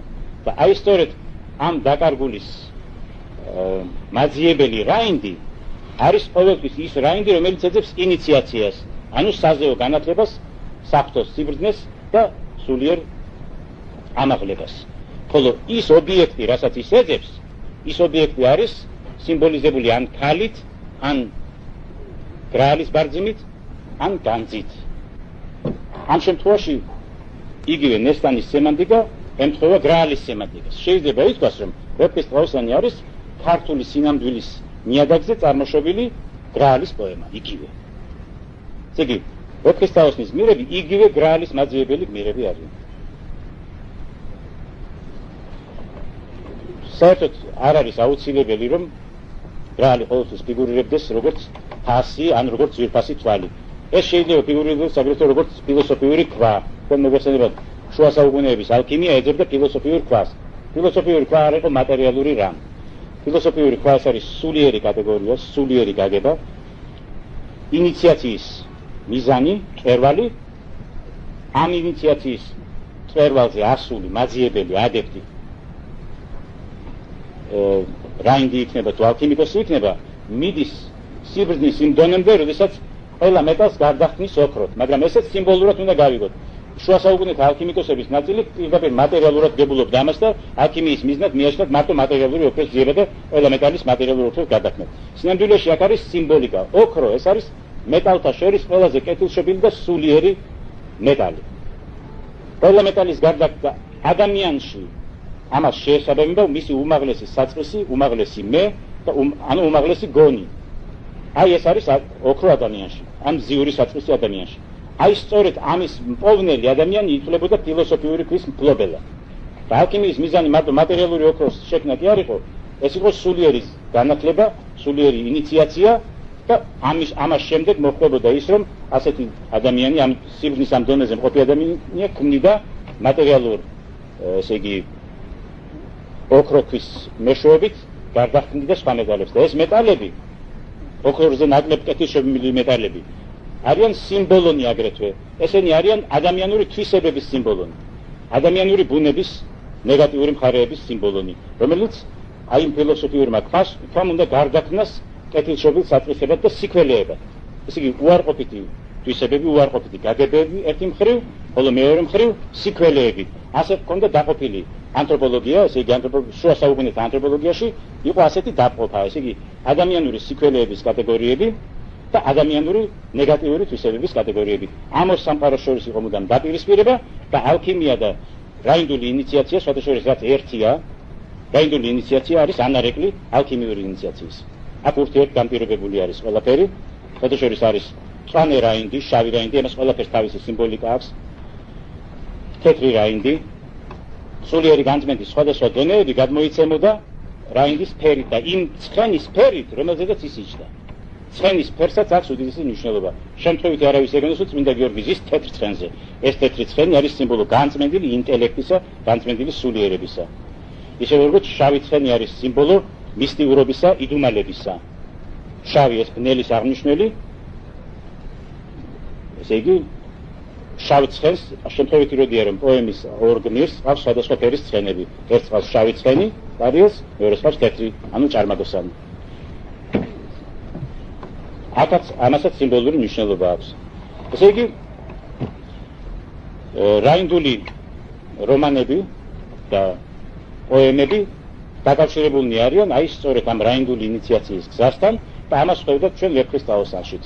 და ამას ეს მხოლოდ ვიწრო რაინდული სპეციფიკით არ არის შემოსაზღვრული, საერთოდ მისტიური შემეცნების გზა, რომელიც არსებობდა იმჟამინდელ საქართველოში, იყო სინკრეტული. რას ნიშნავს სინკრეტული? სინთეზური კი არა, სინკრეტული. იგი ეს საწყისები, მისტიური შემეცნების სხვადასხვა გზები შეერთებულია ერთიან გზაში, რომელიც არის სინკრეტული გზა. შეიცავს ელემენტებს სხვადასხვა გზებიდან. აი მაგალითად, არეოპაგიტული მისტიკის ელემენტი. არის ვეფხისტყაოსანში აშკარად. არის სუფისტური მისტიკის ელემენტი, მაგრამ ეს სუფისტური პოემა კი არ არის. აქ არის შემოსული ელემენტი. ანტიური ინიციაცია, იგივე, რასაც ჩვენ ხვდებით ოდისეაში და ილიადაში. შემთხვევითი არ გეგონოთ, რომ ნახსენებია სიტყვა მოლი ვეფხისტყაოსანში. მან გრძნეულმა მოლი რამე წამოიწყა თავსავე, ესე იგი გრძნეულმა მონამ მოლი წამოიწყა და ჩავიდა კაჯეთში. ანუ შევიდა კაჯეთში. კაჯეთი არის ქვესკნელის სიმბოლო. ქვესკნელის ალეგორია. ისევე როგორც ოდისეაში ოდისეუსმა მოლი აისხა რომ შესულიყო ქვესკნელში, ჩასულიყო ქვესკნელში. ისმით, აი ესეთი დამთხოვებია. ესე იგი ქვესკნელად შესვლა არის ყველა დროის ინიციაციის უმთავრესი მომენტი და მიზანი. ისე როგორც მაგალითად ჰერაკლეს გმირობანი, ჰერაკლეს თავარი მიზანი იყო ქვესკნელად შესვლა და იქიდან კერბეროსის ამოყვანა, ჯოჯოხეთის ძაღლისა და მისი კვლავ უკან დაბრუნება. ასევე იყო ოდისევსისთვის მიზანი ქვესკნელად შესვლა, იქ შეხვედრა მიცვალებულთა სულებთან და სიბრძნის მიღება. ასევე იყო ენეასისთვის ქვესკნელად შესვლა თავარი. ყველა ანტიურ პოემაში და ბოლოს დანტეს პოემაში ხედავთ, რომ ეს არის იგივე მთლიანად ეს არის ქვესკნელად შესვლის ალეგორია. ჯოჯოხეთი ეს არის ანტიური გაგებით ქვესკნელად შესვლა და სალხინებელის და სამოთხე მთლიანად ქრისტიანული გაგებით ქვესკნელად შესვლა.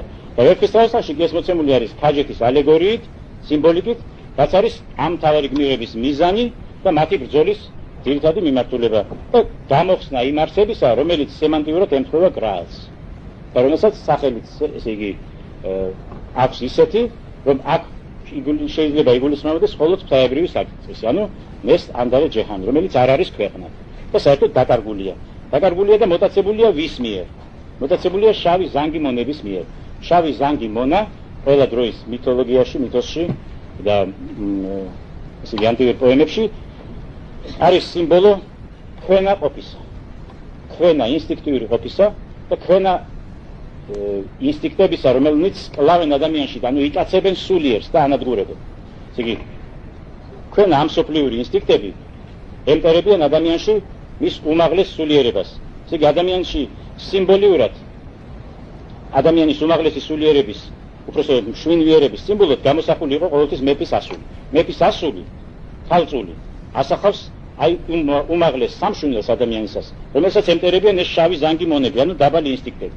ეს დაბალი ინსტინქტები მოიტაცებენ ამას, ადამიანი დაღუპულია და დაკარგული აქვს მას ღვთაებრიობა, ესე იგი მოწყვეტილია ღმერთს და ის ესე იგი შემდეგ იწყებს ძიებას ხელახლა ამ ღვთისას.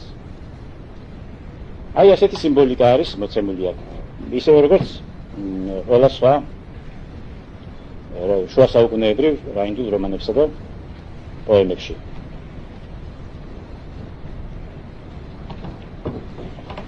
ეხლა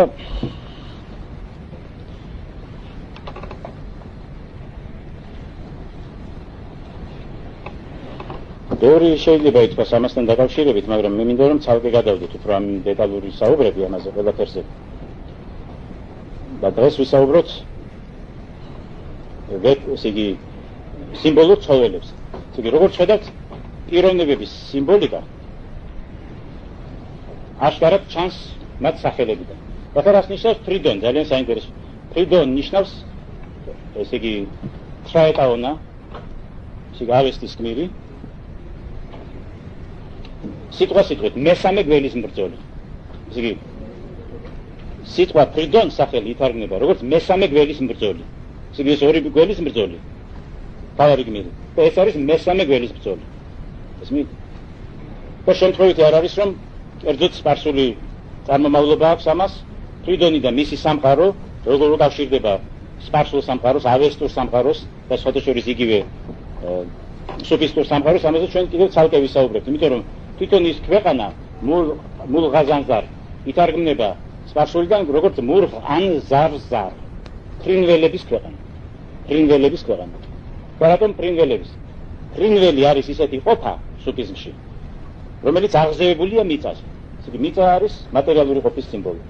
და ფრინველი, რომელიც ჰაერში დაფრინავს, ეს არის უკვე მაღალი სულიერი ყოფა, ღმერთთან მიახლოებული და უფრო უკვე ჰაერში მფრენი. თუ დაუკვირდებით, ძალიან ხშირია ცხოველების ხის ხსენება.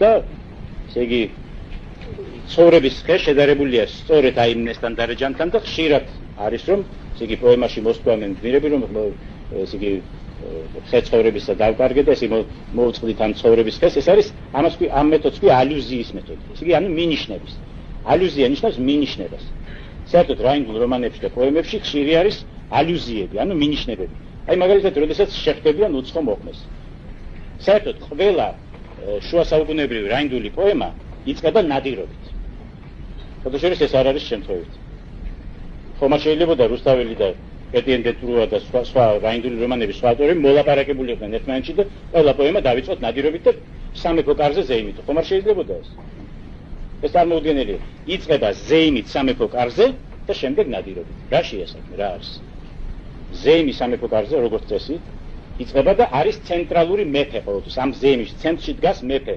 დიდი მეფე ისეთი მეფე როგორც არის როსტევანი ასეთ მეფეთ შუა საუკუნეებრივ რაინდულ რომანებში გვევლინება არტურ მეფე ესე იგი მაღალი უხვი დაბალი ლაშქარ-მრავალი ხმიანი მოსამართლე და მოწყალე მორჭმული განგებიანი ყველა ეს եպითეტი შეგიძლიათ არტურ მეფეს მიუსადაგოთ რაც კი არის აქ პოემაში ნათქვამი როსტევანზე იგივე შეიძლება თქვათ არტურ მეფეზე პლუს კიდევ ის რომ ის არის ასტროლოგი იქაური დასავლური სიბრძნის ყველა დარგების მფლობელი და ესეც ბრძენია და ყოველგვარი სიბრძნით და სიკეთით შევკული ადამიანი და რაც თავარია მხცოვანი და ასაკოვანი ასეთი მეფე ფიგურირებს ყოველთვის დასაწყისში ფიგურირებს ან ასული ასეთი მეფისა ან მისი მეუღლე ყოველთვის დასავლეთში უფრო მეუღლე ფიგურირებს აქეთ ასული ფიგურირებს აღმოსავლეთში და ფიგურირებს სამეფოს უპირველესი რაინდი ესე იგი სამეფოს უპირველესი რაინდი ეს არის ან მხედართმთავარი ან დიდი გმირი რომელიღაცა ესე იგი ისეთი ფიგურა რომელიც არის აი ამ მეფეს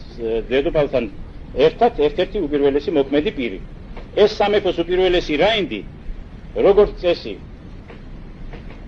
დადიან სანადიროდ ამ ნადირობის დროს ხდებიან როგორც წესი უცხო მოხმეს უცხო რაინდს დასავლურ პოემებში და რომანებში ეს არის რაინდი უცხო რაინდი ერთგან ეს არის პარსიფალი სხვაგან ეს არის უტერ პენდრაგონის ძე ივენში ანუ ლომის რაინდში და უცხო მოხმესთან შეხვედრა ყველგან არის რა ხდება ესე ხომ არ მოილაპარაკეს ისე აქ რაღაც საიდუმლოა რაც კარგად უნდა გავაანალიზოთ რომ ამის მნიშვნელობას ჩავწვდეთ აი მაგალითად ვეფხისტყაოსანში როდესაც შეხვდებიან ამ უცხო მოხმეს აქ იწყება შეიძლება ითქვას ალუზიები საღვთისმეტყველო ხასიათისა ყველაფერი ის რაც მოხდება ამის შემდეგ ავტორი პირდაპირ გვევნება გვანდა რომ დაიკარგება ეს უცხო მოხმედა რომ ყავს რომ ვერ პოულობენ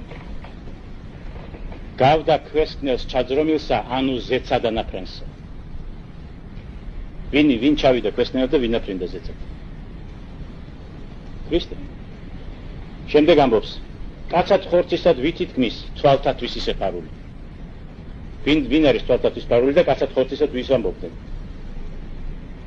ყოველი მეორე გამოთქმა ამ უცხო მოხმესთან დაკავშირებით გვაგონებს თეოლოგიურ განსაზღვრებებს და თეოლოგიურ დებატებს ქრისტეს შესახებ ესე იგი ხომ იყო ამაზე საუბარი ხო ადრევსნად არის იგი ხმა შობილი თუ უშობელი რომ მეუბნება შობილი თუ უშობელი ესე იგი ეს თეოლოგიური ტერმინებია ერთი ნაწილი ღვთისმეტყველებისა ამბობდა რომ ქრისტე არის შობილი მეორე ამბობდა რომ ის არის უშობელი და შეიძლება შობილი იყოს ძე ამაზე იყო კამათი საღვთისმეტყველო სროლებში ესე იგი ყოველნაირი ძე არის მითითება რომ აქ არის ისეთი არსება რომელიც უკავშირდება სწორედ მესიას და შემდეგ უკვე სიმბოლიკა ჩაცმულობისა და უპირველეს ყოვლისა ვეფხის თავი ეს ვეფხი იგულისხმება დაწინწული ვეფხი აქ ზოლიანი ვეფხი არ არის როგორც მოგახსენეთ ეს არის მესიის სიმბოლო პანტერას სიმბოლო ბასილი დიდის ფიზიოლოგიაში უფრო სწორედ ნაწარმოებში რომელიც ბასილი დიდს მიეწერება ფიზიოლოგოსი ეს იყო ძალიან პოპულარული ნაწარმოები შუა საუკუნეებისა ფიზიოლოგოსი, ანუ სახის მეტყველი. ექვთიმე მთაწმინდელის თარგმანში ამ ნაწარმოებს ქვია სახის მეტყველი. ამ სახის მეტყველში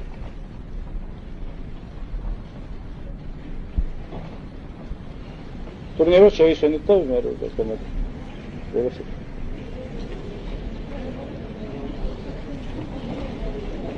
ანუ ცოტა გაჭირდება მე მგონი ისე ცოტა გამოვაღეთ თუგინე თან ჯარა და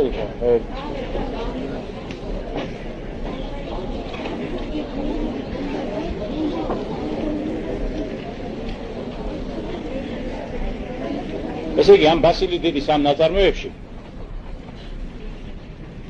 პანტერა, ანუ ვეფხვი, ეს ვეფხის თავოსნის ვეფხვი, ეს არის პანტერა, ლეოპარდი, არდალის. ეს არ არის ტიგრი. ამ ქმნილებაში, ამ ფიზიოლოგიაში, ანუ სახის მეტყველში ვეფხვი არის სიმბოლო ქრისტესი, ვინაიდან ესე იგი სამ დღეს ძინავს და შემდეგ იღვიძებს. ასე ახასიათებს ამ ნაწარმოების ავტორი. სიმბოლურად ეს არის ქრისტეს ცხოველი.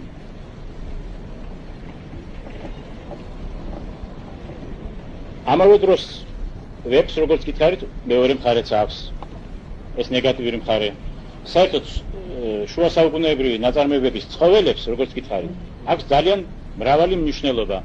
აქვს დადებითი მნიშვნელობები, აქვს ნეგატიური მნიშვნელობები.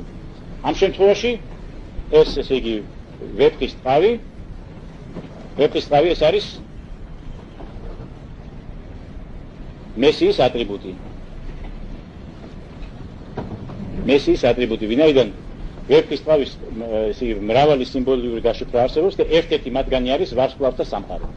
ძველ ეგვიპტურ ინიციაციურ სიბნეში ვეფხვი ყოველთვის მოცემულია ვარსკვლავეთის სიმბოლიკაში, ესე იგი გარშემო აქვს, ესე იგი ვარსკვლავეთის სარტყელი, ვეფხის გამოსახულებას და გვევლინება ვარსკვლავეთის სიმბოლოდ. ვინაიდან ვარსკვლავეთი, ესე იგი დაწინწკლული, მისი დაწინწკლული ტყავი არის სიმბოლო ვარსკვლავეთის.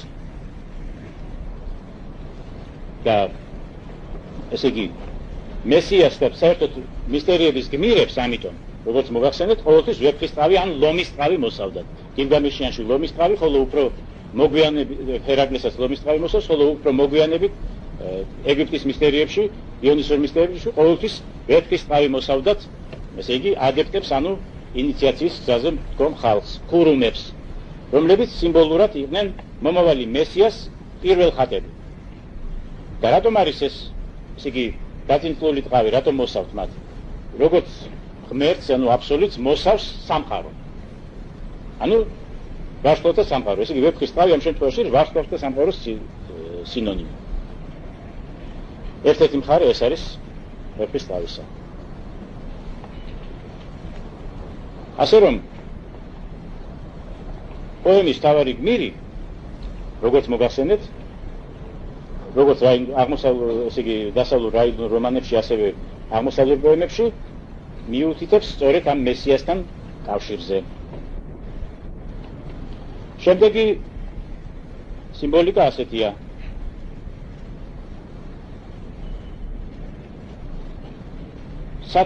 თვითონ ამ თავარი გმირის ბიოგრაფია აიღეთ, ბიოგრაფია მისი. ბიოგრაფია დაკავშირებულია სწორედ მისი ცხოვრების პირველი ეტაპი ეს არის ნეტარება, ბედნიერი ცხოვრება, ისევ მამისეულ სამეფოში, საუფლოში ყოფნა, შემდეგ დაკარგვა ამისი და ამის შემდეგ კვლავ მოპოვება. ესე იგი ამ დაკარგვა, ძებნა, პოვნა, როგორც წესი, ეს რაც ბიბლიის სქემა გახლავთ. გადმოტანილია ყოველთვის ამ რაინდულ რომანებსა და პოემებში. ბრძოლა იმ ნეგატიურ ძალებთან, იმ ურჩხულებთან, დევებთან, ქვაბში, როგორც მოგეხსენებათ, გამოქვაბულში, ანუ ქვაბში მოხდა შებრძოლება ამ დევებთან. და რაც შეეხება და რაც თავარია ლანდშაფტი. აი დავუკვირდით, ლანდშაფტი, სადაც მკვიდრობდა პირველ ხანებში ეს წყვილი და ქვეყანა. ქვეყანა არის ინდოეთი, იქ არის წალკოტი მამისეული, სადაც ესე იგი სიმბოლიკა არის ცხოვრების ცხისა, ვარდის წყლისა, ვარდნარისა და სხვა.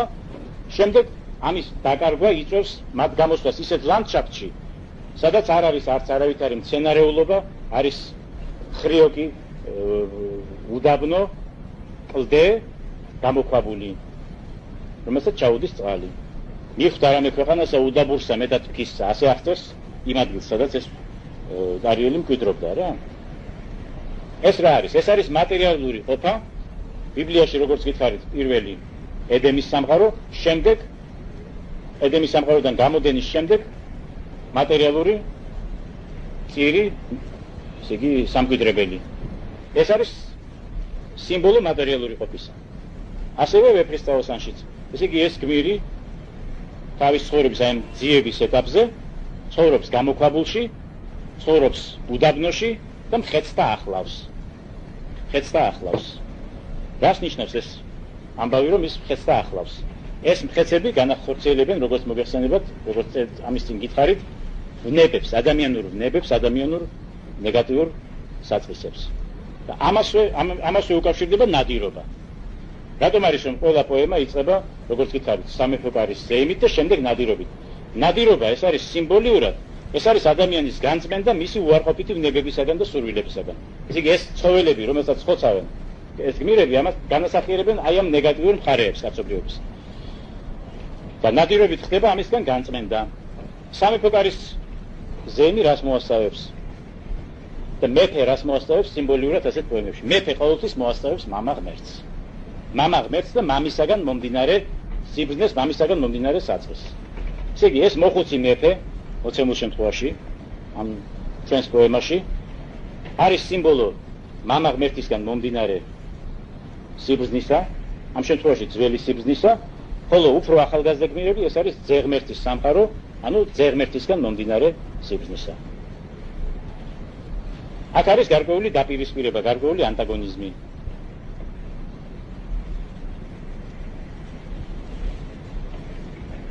თავის პროლოგში თვითონ ავტორი მიგვანიშნებს ყოველივე ამას.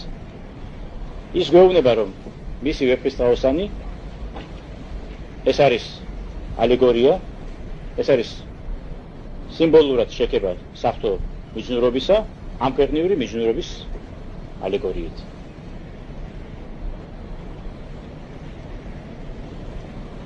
კერძოდ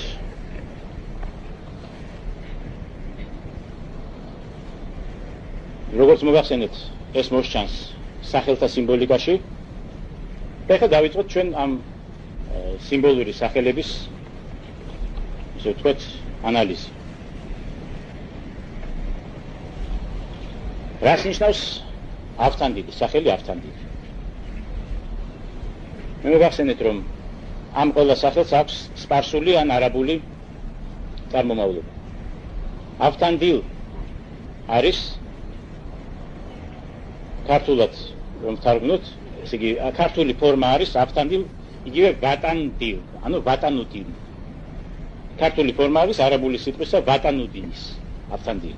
ესე იგი ეს სიტყვა არაბულიდან შემოსულია ქართულში და მისი ქართული წარმოთქმა არის ვათანდილ, ანუ ავთანდილ. ესე იგი არის სხვადასხვა ძველი წარწერები, ძველი ქართული წარწერები, სადაც ავთანდილ კი არ იკითხება, ვათანდილი იკითხება. ვატან არაბულად არის სამშობლო. ვატან, სამშობლო, ბინა, კერა, ანუ საძირკველი, საფუძველი. ეხლა უყურეთ, ვატანდილ, დილ არის გული არაბულად და აგრეთვე დილ არის ქართული ფორმა უდინ სუფიქსის. ესე იგი ვატან, სამშობლო, უდინ სუფიქსი ნიშნავს რწმენას, სარწმუნოებას. ესე იგი ავთანდილ სახელი ითარგმნება როგორც სამშობლო სარწმუნოებისა. ანუ ბინა, კერა სარწმუნოებისა, შეიძლება აგრეთვე საფუძველი სარწმუნოებისა. ეხლა უყურეთ. სარწმუნოების საფუძველი. შემთხვევითი ნამდვილად არ არის ეს, იმიტომ რომ ყველა სახელს ვეფხისტყაოსანში აქვს თავისი სიმბოლიური გააზრება. მეორე მთავარი გმირის სახელი მოგახსენეთ, ითარგმნება როგორც გზა ღვთისა. ესე იგი აქ საფუძველი სარწმუნოებისა, აქ გზა ღვთისა. ეხლა ამათი ვინ არიან ამათი მიჯნურები? ესე იგი სარწმუნოების საფუძვლის მიჯნური არის დინათინ, ანუ ანარეკლი. ანუ სარკე. სპეკულუმ. ლათინურად რომ ვთქვათ. რაც ნიშნავს სპეკულატურ გონებას. ანუ არ ეკლვით სიბრძნეს, იგი გონებრივ სიბრძნეს. იგი გონება როგორც ანარეკლი ღვთის სიბრძნისა, ადამიანის გონებრივი სიბრძნე შუა საუკუნეებშიც და ანტიკურ ფილოსოფიაშიც იწოდებოდა სპეკულუმად. სპეკულუმ მუნდი. ანუ სამყაროს სარკე. ეს სარკე ნიშნავს ისეთ აზროვნებას, რომელიც ცნებით კატეგორიებში გვაძლევს ისა და სამყაროს არსს. ანუ სპეკულატურ ფილოსოფიას, როგორც დღეს მაროთ ამ გამოთქმა სპეკულატურის ფილოსოფია შეგვიძლია პირდაპირ დავვნოთ, როგორც სარკისებური ანარეკლის ფილოსოფია. სპეკულატური ამ შემთხვევაში ნიშნავს სარკისებურს. ესე იგი ცნებათა სამყარო, ჩვენ ცნებათა სამყარო აირეკლავს ღვთის სამყაროს როგორც სარკე. აი ამიტომ ქვია სარკე, გონება სარკე, აი ამ გაგებას. ესე იგი გონება სარკესთან დაკავშირებულია წმინდა აზროვნებითი სპეკულატური ცნებითი ფილოსოფია, რომელიც განსხვავდება მისტიკური ფილოსოფიისაგან. მისტიკური ფილოსოფია ეს არის სულით წვდომა, ინტუიციით წვდომა სულის სამყაროსი, ნათელხილვით წვდომა და შემეცნება. ხოლო სპეკულატური შემეცნება ეს არის ფილოსოფიური, სპეკულატური ფილოსოფიის გზით შემეცნება. ანუ არეკლიthi სარკისებური ანარეკლის გზით შემეცნება. ესე იგი რატომ ქვია ახლა ამ პირველ გმირ ქალს სარკე, ხოლო მეორეს ქვია ასეთი უცნაური სახელი, არ არის ქვეყნაც. ესე იგი სარკე და არ არის ქვეყნაც. სარკე არის ქვეყნაც. და აირეკლავს იმ უმაღლეს სამყაროს, მაგრამ აი ის, რასაც სარკე აირეკლავს, ანუ ღვთის სამყარო, ღვთის რეალური სამყარო, ის არ არის ქვეყნაც. ეხლა უკვე გასაგებია ჩვენთვის. რატომ არის განსხვავება აი ამ ორ წყვილს შორის და რა არის მათი განმასხვავებელი ძირითადი ნიშნები. სხვადასხვა ძვირფასი თვლები, რომლებიც იხმარება ვეფხისტყაოსანში სიმბოლიურად სხვადასხვა არის ამ ორ წყვილთან დაკავშირებით. პირველ წყვილთან, ანუ ავთანდილ თიგანთილის წყვილთან დაკავშირებით მუდამ იხმარება გამოთქმა მინა, ბროლი.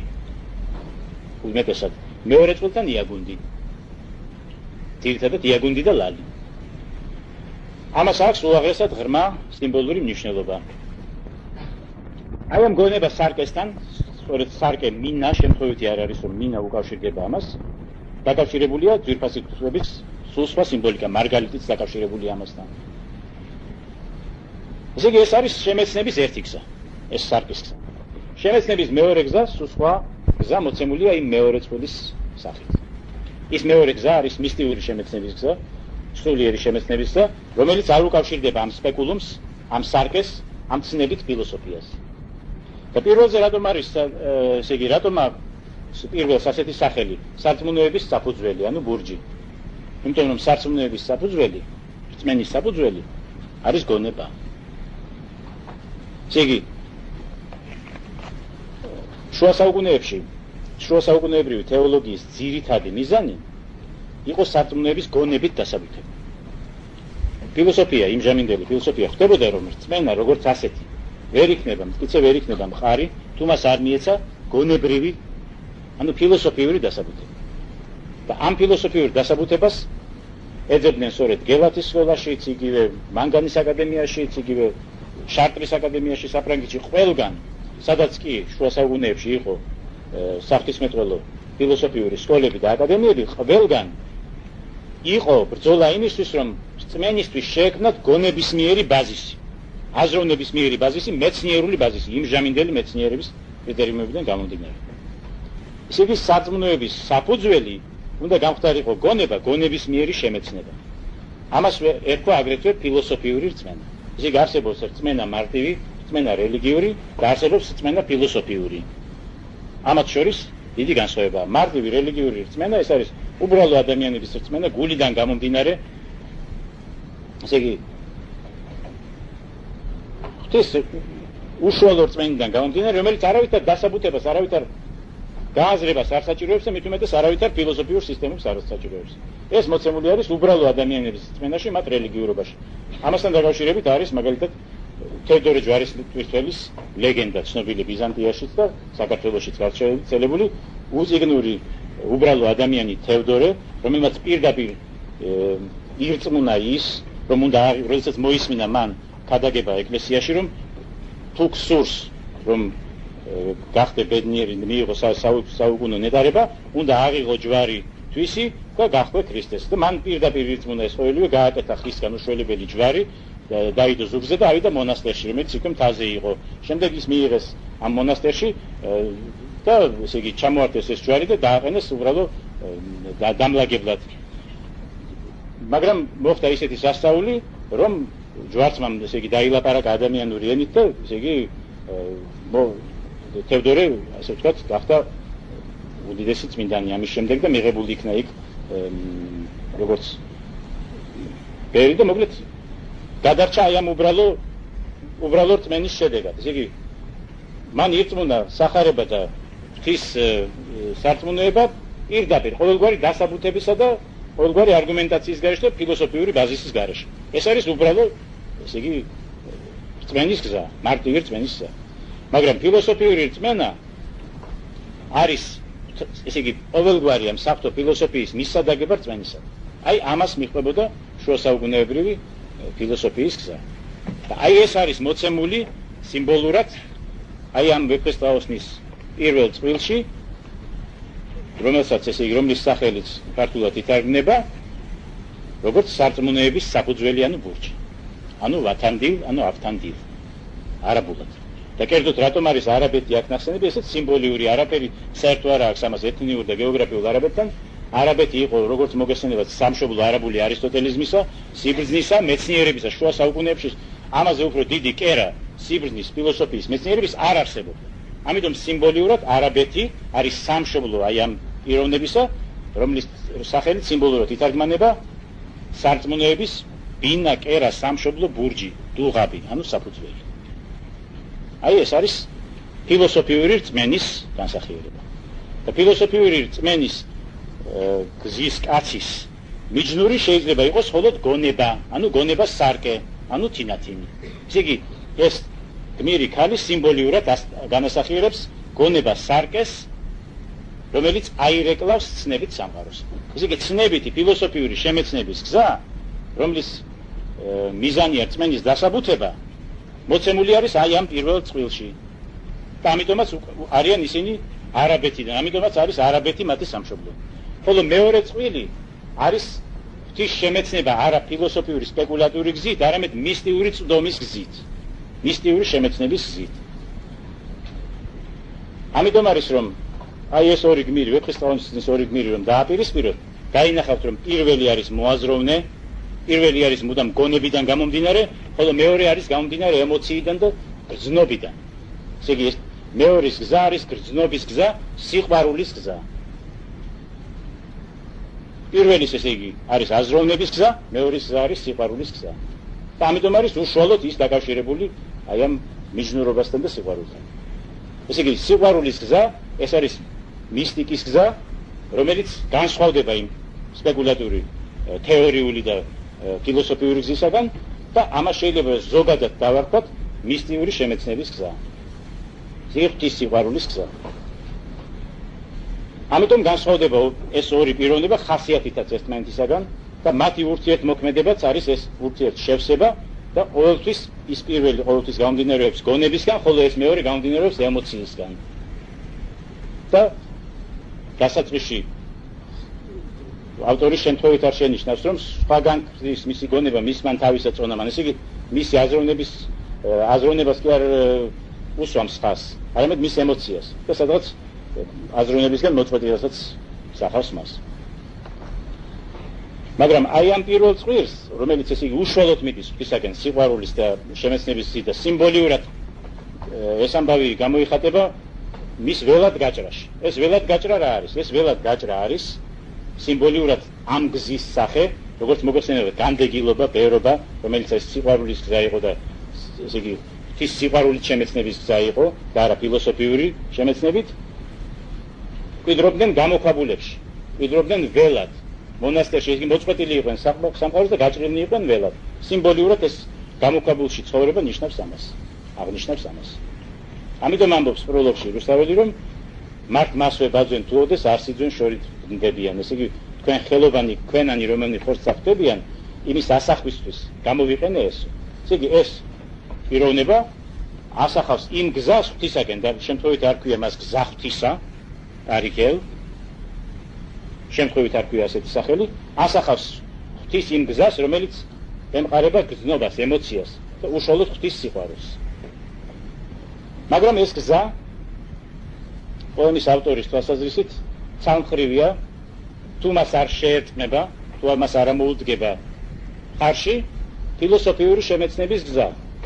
ანუ სარწმუნოების ბურჯის ფილოსოფიის გზა, სპეკულატური ფილოსოფიის გზა, რომელიც განსახიერებულია ავთანდილში, რომელიც მოდის მის საშველად.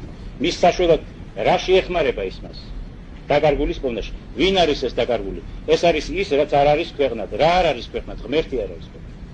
ესე იგი, ამ ღმერთის მაძიებელს ველად გაჭრილს, ამ ესე იგი, ღვთის ძიების და ღვთის სიყვარულისგან შმაგ ქმნილს თუ გნებავთ კაცს და ეს შმაგ ქმნილი შადაშორის მარტო მიწიერ მიჯნურს ზე კი არ ამბობდნენ ამას ქართლის ცხოვრებაში ევლოგიზედაც შმაგი არის ნათქვამი ევლოგი წინასწარმეტყველზე ბერზე ის ბერი ის ღვთის მაძიებელი რომელიც ესე იგი შმაგობს მისისა ვერ მიხვდომისა წენითა მოგახსოვთ პროლოგში რომ არის ისიც შმაგად გამოიყურება ისიც შმაგის ასე ვთქვათ სახით არის მოცემული და აი ამ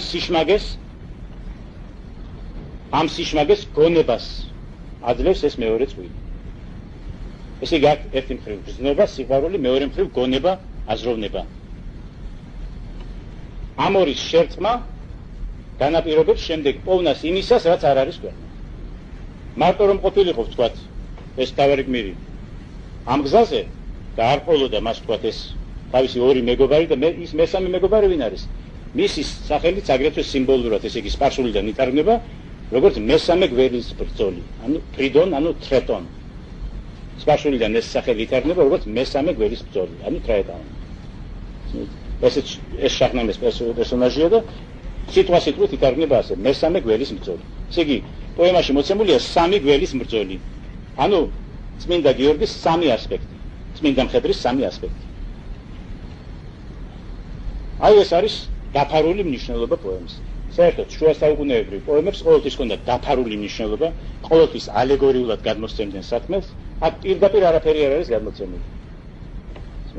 ასე რომ ისინი ცხოვრებიდან აღებულ ჩვეულებრივ ხასიათებად არ უნდა მივიღოთ. ეს არის ავტორის მიერი კონსტრუქციები, თვითონ ავტორის მიერ შექმნილი კონსტრუქციები, რომლებშიც ავტორმა ჩადო თავისი სოფხედელობითი კონცეფცია, რომლითაც მან მოახდინა ილუსტრირება თავისი სოფხედელობრივი მიმართებისა, სამყაროსადმი და ღვთის ძიებისა.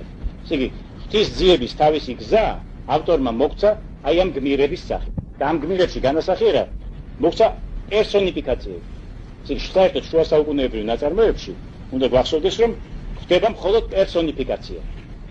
გმირი ჩვეულებრივი რამ კი არ არის დღევანდელი ლიტერატურის გავსად, ცხოვრებიდან კი არ არის აღებული. არამედ ეს არის პერსონიფიკაცია გარკვეული ცნებისა, გარკვეული მოვლენისა, გარკვეული ფილოსოფიური კონცეფციისა. ამ შემთხვევაში გვაქვს პერსონიფიკაციები. ღვთის გზის, ესე იგი ღვთის მაძიებლობის ორი ასპექტი არის პერსონიფიცირებული. ერთი არის პერსონიფიცირებული ტარიელის სახით, მეორე არის პერსონიფიცირებული ავთანდილის სახით.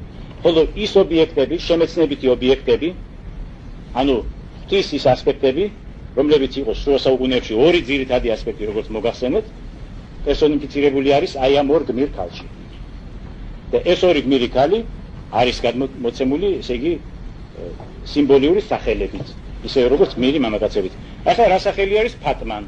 საინტერესო. ეს ფიგურაც დიდ მნიშვნელოვანი ფიგურაა ვეფხისტყაოსანში და უყურეთ როგორ განსხვავდება ახლა ამ ორი მთავარი გმირი ქალისაგან. ესენი არიან ქალწულები. ესენი არიან ქალწულები და არაფერი, ესე იგი, ცოდვასთან არაფერი შეხება არ აქვს. ის კიდევ ცოდვილი ქალია. მამების ფილოსოფიაში სიმბოლური გადმოცემა ხდება ყოველთვის, ესე იგი, და ბიბლიაშიც საერთოდ. ბიბლიაშიც არის მოცემული ეს სახე. ეს არის მიწიერი ინტელექტის განსახიერება. მიწიერი აზროვნების. ესენი არიან, ესე იგი, თინათინი ეს არის სარკისმიერი სპეკულატიური აზროვნების, წმინდა აზროვნების განსახიერება, რომელიც სპეკულატურად, ანუ სარკისმიერად ასახავს ღვთაებრივი ცნებათა სამყაროს. მეორე ინტუიციის ანუ ზეშთაგონების განსახიერება, რომელიც არ არის ქვეყნად, ნესტანდარეჯან, ესე იგი ორი ასპექტი. და მესამე მიწიერი აზროვნების. მიწიერი და ამიტომაც არის ეს ესე იგი ცოდვილი და მეძავი ქალი. მეძავი ქალი ესე იგი მამების ღვთისმეტყველებაში ყოველთვის განასახიერებს ღმერთს მოწყვეტილ აზროვნებას. ესე იგი აქეთ სიმბოლურად ესე იგი ქმრის მოღალატე ნიშნავს ანუ ღვთის მოღალატეს. ესე იგი ღვთის მოღალატე აზროვნება. ესე იგი ეს ორი არის წმინდა აზროვნება, წმინდა შემეცნება, ერთი სპეკულატიური, ხოლო მეორე ინტუიტიური და ეს მესამე, ეს არის მიწიერი გონება. ამას იწვევს უმეცრება ღვთისმეტყველების დარგში. ამ ჩვენი ქვეყნის სოვიეტიზაცია, მეგოწოდებულმა რევოლუციამ მოიტანა ის, რომ გაანადგურეს საღვთისმეტყველო ტრადიციები ჩვენს ქვეყანაში, მოსწეს სამღვდელოება ფიზიკურად, სამღვდელოების ისეთ დიდი წარმოადგენლები, როგორიც იყო ამბროსი ხელაია, ნაზარი ლეჟავა და მთელი პლეიადა ღვთისმეტყველებისა, ამოძირკვეს როგორც ასეთი ყოველგვარი ცოდნა რელიგიის შესახებ, გაანადგურეს ტაძრები, სემინარია, ეკლესიები, ყველაფერი, ესე იგი ფიზიკურად მოსწეს ყოველგვარი საწყისი, სადაც კი შეიძლებოდა რამე კი არა ყოფილიყო საღვთისმეტყველო ცოდნისა და გაბატონდა ტოტალური უმეცრება რელიგიის დარგში. ერთადერთი ადამიანი, რომელიც ფლობდა საღვთისმეტყველო ცოდნას, ეს იყო მამა კორნელი კეკელიძე, რომელიც იძულებით გააძევეს სამღვდელოებიდან, გაახტევინეს ანაფორა და იძულებული იყო შებრძოლებოდა გარეგნულად რელიგიას, ეწერა ათეისტური ზოგიერთი ბროშურები, მაგრამ თავადაც იცოდა რომ ეს არ იყო სწორი და თავად გულის გარეთ აკეთებდა ამას აკეთებდა მხოლოდ იმის გამო, რომ ის ფიზიკურად არ მოესწოთ და მას შეეძლებოდა უნივერსიტეტში წაყვანა ქართული ლიტერატურის ისტორიის კურსი. კორნელი კეკელიძის ღვაწლი უდიდესია ქართული ლიტერატურის ისტორიის დარგში და იმიტომაც შეძლო მან ქართული ლიტერატურის ისტორიის კურსის შექმნა, რომ მას ჰქონდა საღვთისმეტყველო განათლება. რომ ეს იყო ადამიანი, რომელიც გადაურჩა ამ ბოლშევიკურ ტერორს, ფიზიკურად გადაურჩა, განაჩენები, როგორც მოგახსენეთ, გაანადგურეს, მოსწეს ფიზიკურად გრიგოლ წერეთელი, უდიდესი ღვთისმეტყველი, უდიდესი რელიგიის უდიდესი ცოდნე, კერძოდ ქრისტიანობის და მრავალი სხვა. ხოლო კორნელი კეკელიძემ შეძლო, ესე იგი, აი ამგვარი ტაქტიკური ზოგიერთი უკან დახევებით შეეძლო შეენარჩუნებინა სწორედ ის გენეტიკური კავშირი, რომელიც არსებობს ღვთისმეტყველებასა და ქართულ ლიტერატურას შორის და აეგო ეს დიდი მძლავრი შენობა. და შემთხვევითი არ არის, რომ კორნელი კეკელიძის გარდა სერიოზული ცდები ქართული ლიტერატურის ისტორიის დარგში ვერავინ ვერ მოხდა იმ ხანად. იმიტომ რომ რელიგიის გარეშე ეს ყოველდღე წარმოუდგენელი იყო. კერძოდ საეკლესიო ცოდნის გარეშე, საღვთისმეტყველო ცოდნის გარეშე, ლიტურგიის გარეშე, ლიტურგიის ცოდნის გარეშე. ასევე რუსთველოლოგია, ის გეზი, რომელიც კორნელი კეკელიძემ მისცა რუსთველოლოგიას, არის პირწმინდა ქრისტიანული გეზი, როგორც მოგახსენეთ. მან გაფანტა ეს ყოველგვარი გაუგებრები რუსთაველის ქრისტიანობასთან დაკავშირებით, მზიანი ღამის სროფთან დაკავშირებით, პროლოგთან დაკავშირებით. თუმცა რასაკვირველია მას ებრძოდნენ, ამის გამო შეაჩვენეს, როგორც ესე იგი შავგნელი კლერიკალური წრეების წარმომადგენელი და სხვა. და მოგახსენებათ საერთოდ როგორ უსწორდებოდნენ ჩვენი მეცნიერების დიდ კორიფეებს, აკადემიკოს კორნელი კეკელიძეს, ჯავახიშვილს, უზნაძეს, სხვებს და როგორი მეთოდებით ებრძოდნენ და უშლიდნენ ხელს მეცნიერულ მოღვაწეობაში, ეს თქვენთვის ალბათ ცნობილია. ასე რომ მე იმის თქმა მინდოდა, რომ რუსთველოლოგია თავიდანვე არასწორი გეზით ვითარდებოდა, თავიდანვე ხდებოდა გაყალბება რუსთველის შემოქმედებისა და თავიდანვე ცდილობდნენ, რომ მოეხვიათ ისეთი კონცეფციები, რუსთველისთვის თავს მოეხვიათ ისეთი კონცეფციები, რომელიც ახასიათებდა მე-20 საუკუნის მარქსისტულ სოფლმხედველობას და არა მე-12 საუკუნის საღვთისმეტყველო სოფლმხედველობას. და დღესაც აი ზოგიერთი ადამიანი მათ ვერც მარქსისტებს დავარქმევთ, ვერც ათეისტებს, მაგრამ მაინც იმ ეპოქის, ესე ვთქვათ, ინერციის გავლენის ქვეშ არიან და ავითარებენ ისევ იმ თეორიებს.